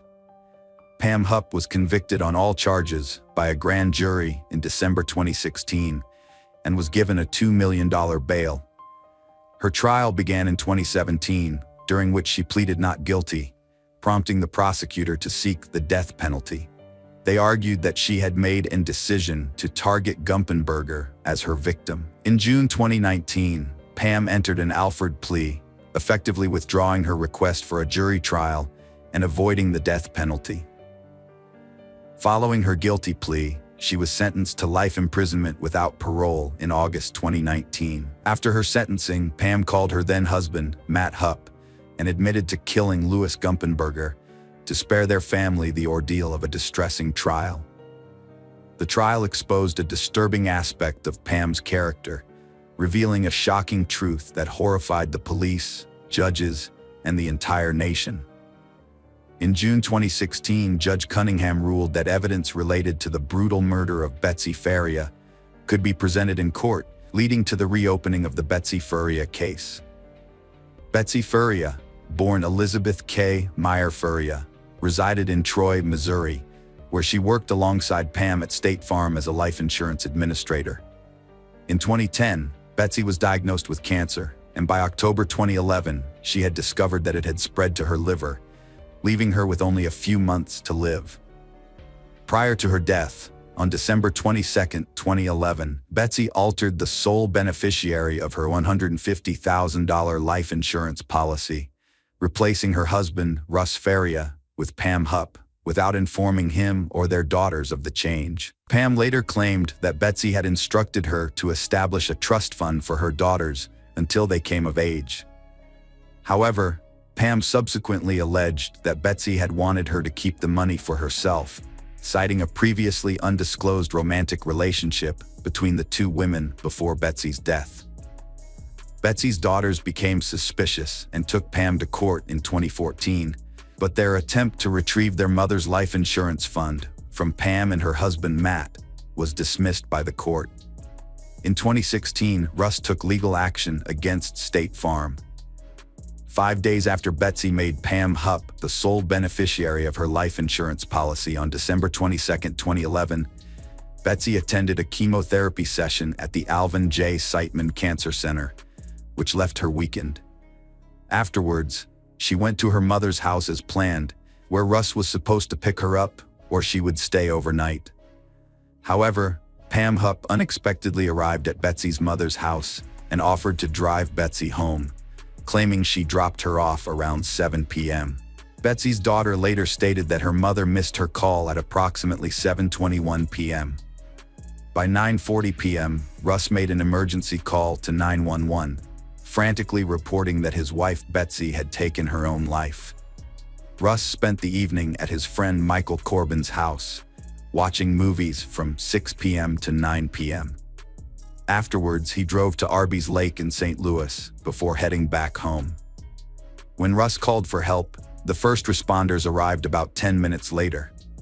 Upon examining the scene, they immediately ruled out the possibility of suicide. Betsy's body was found lying on her right side, with 55 stab wounds and a wrist cut to the bone.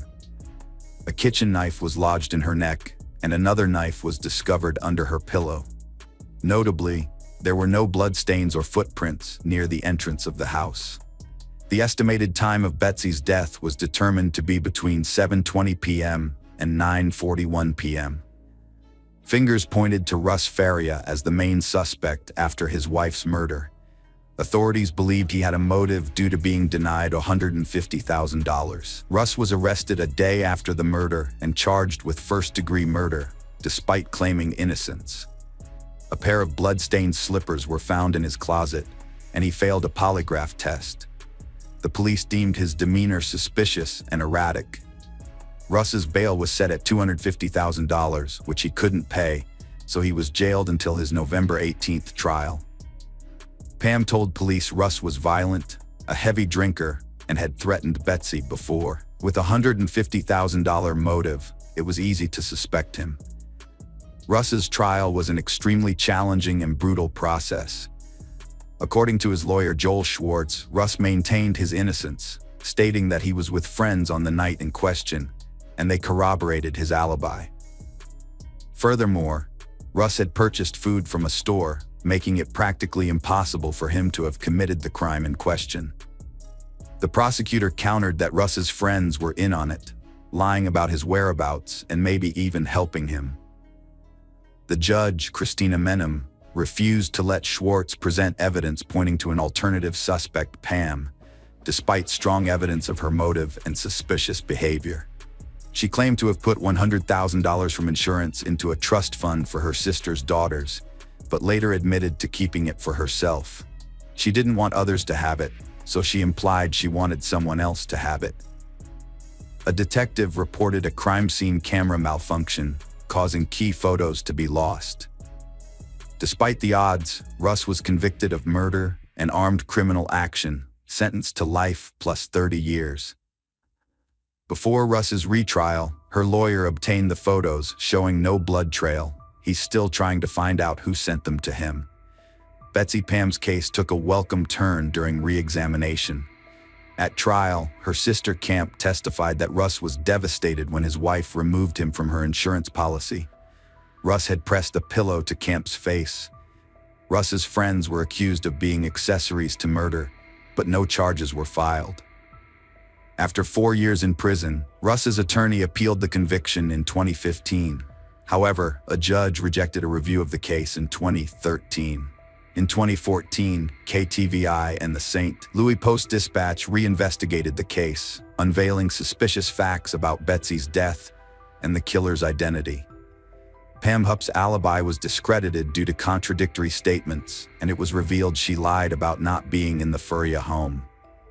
The fact that Pam was completely forgotten about in the murder case was not only shocking to Schwartz and Russ, but some members of the Lincoln County Sheriff's Department had also been confused as to why Pam was not being investigated as a possible suspect in the case.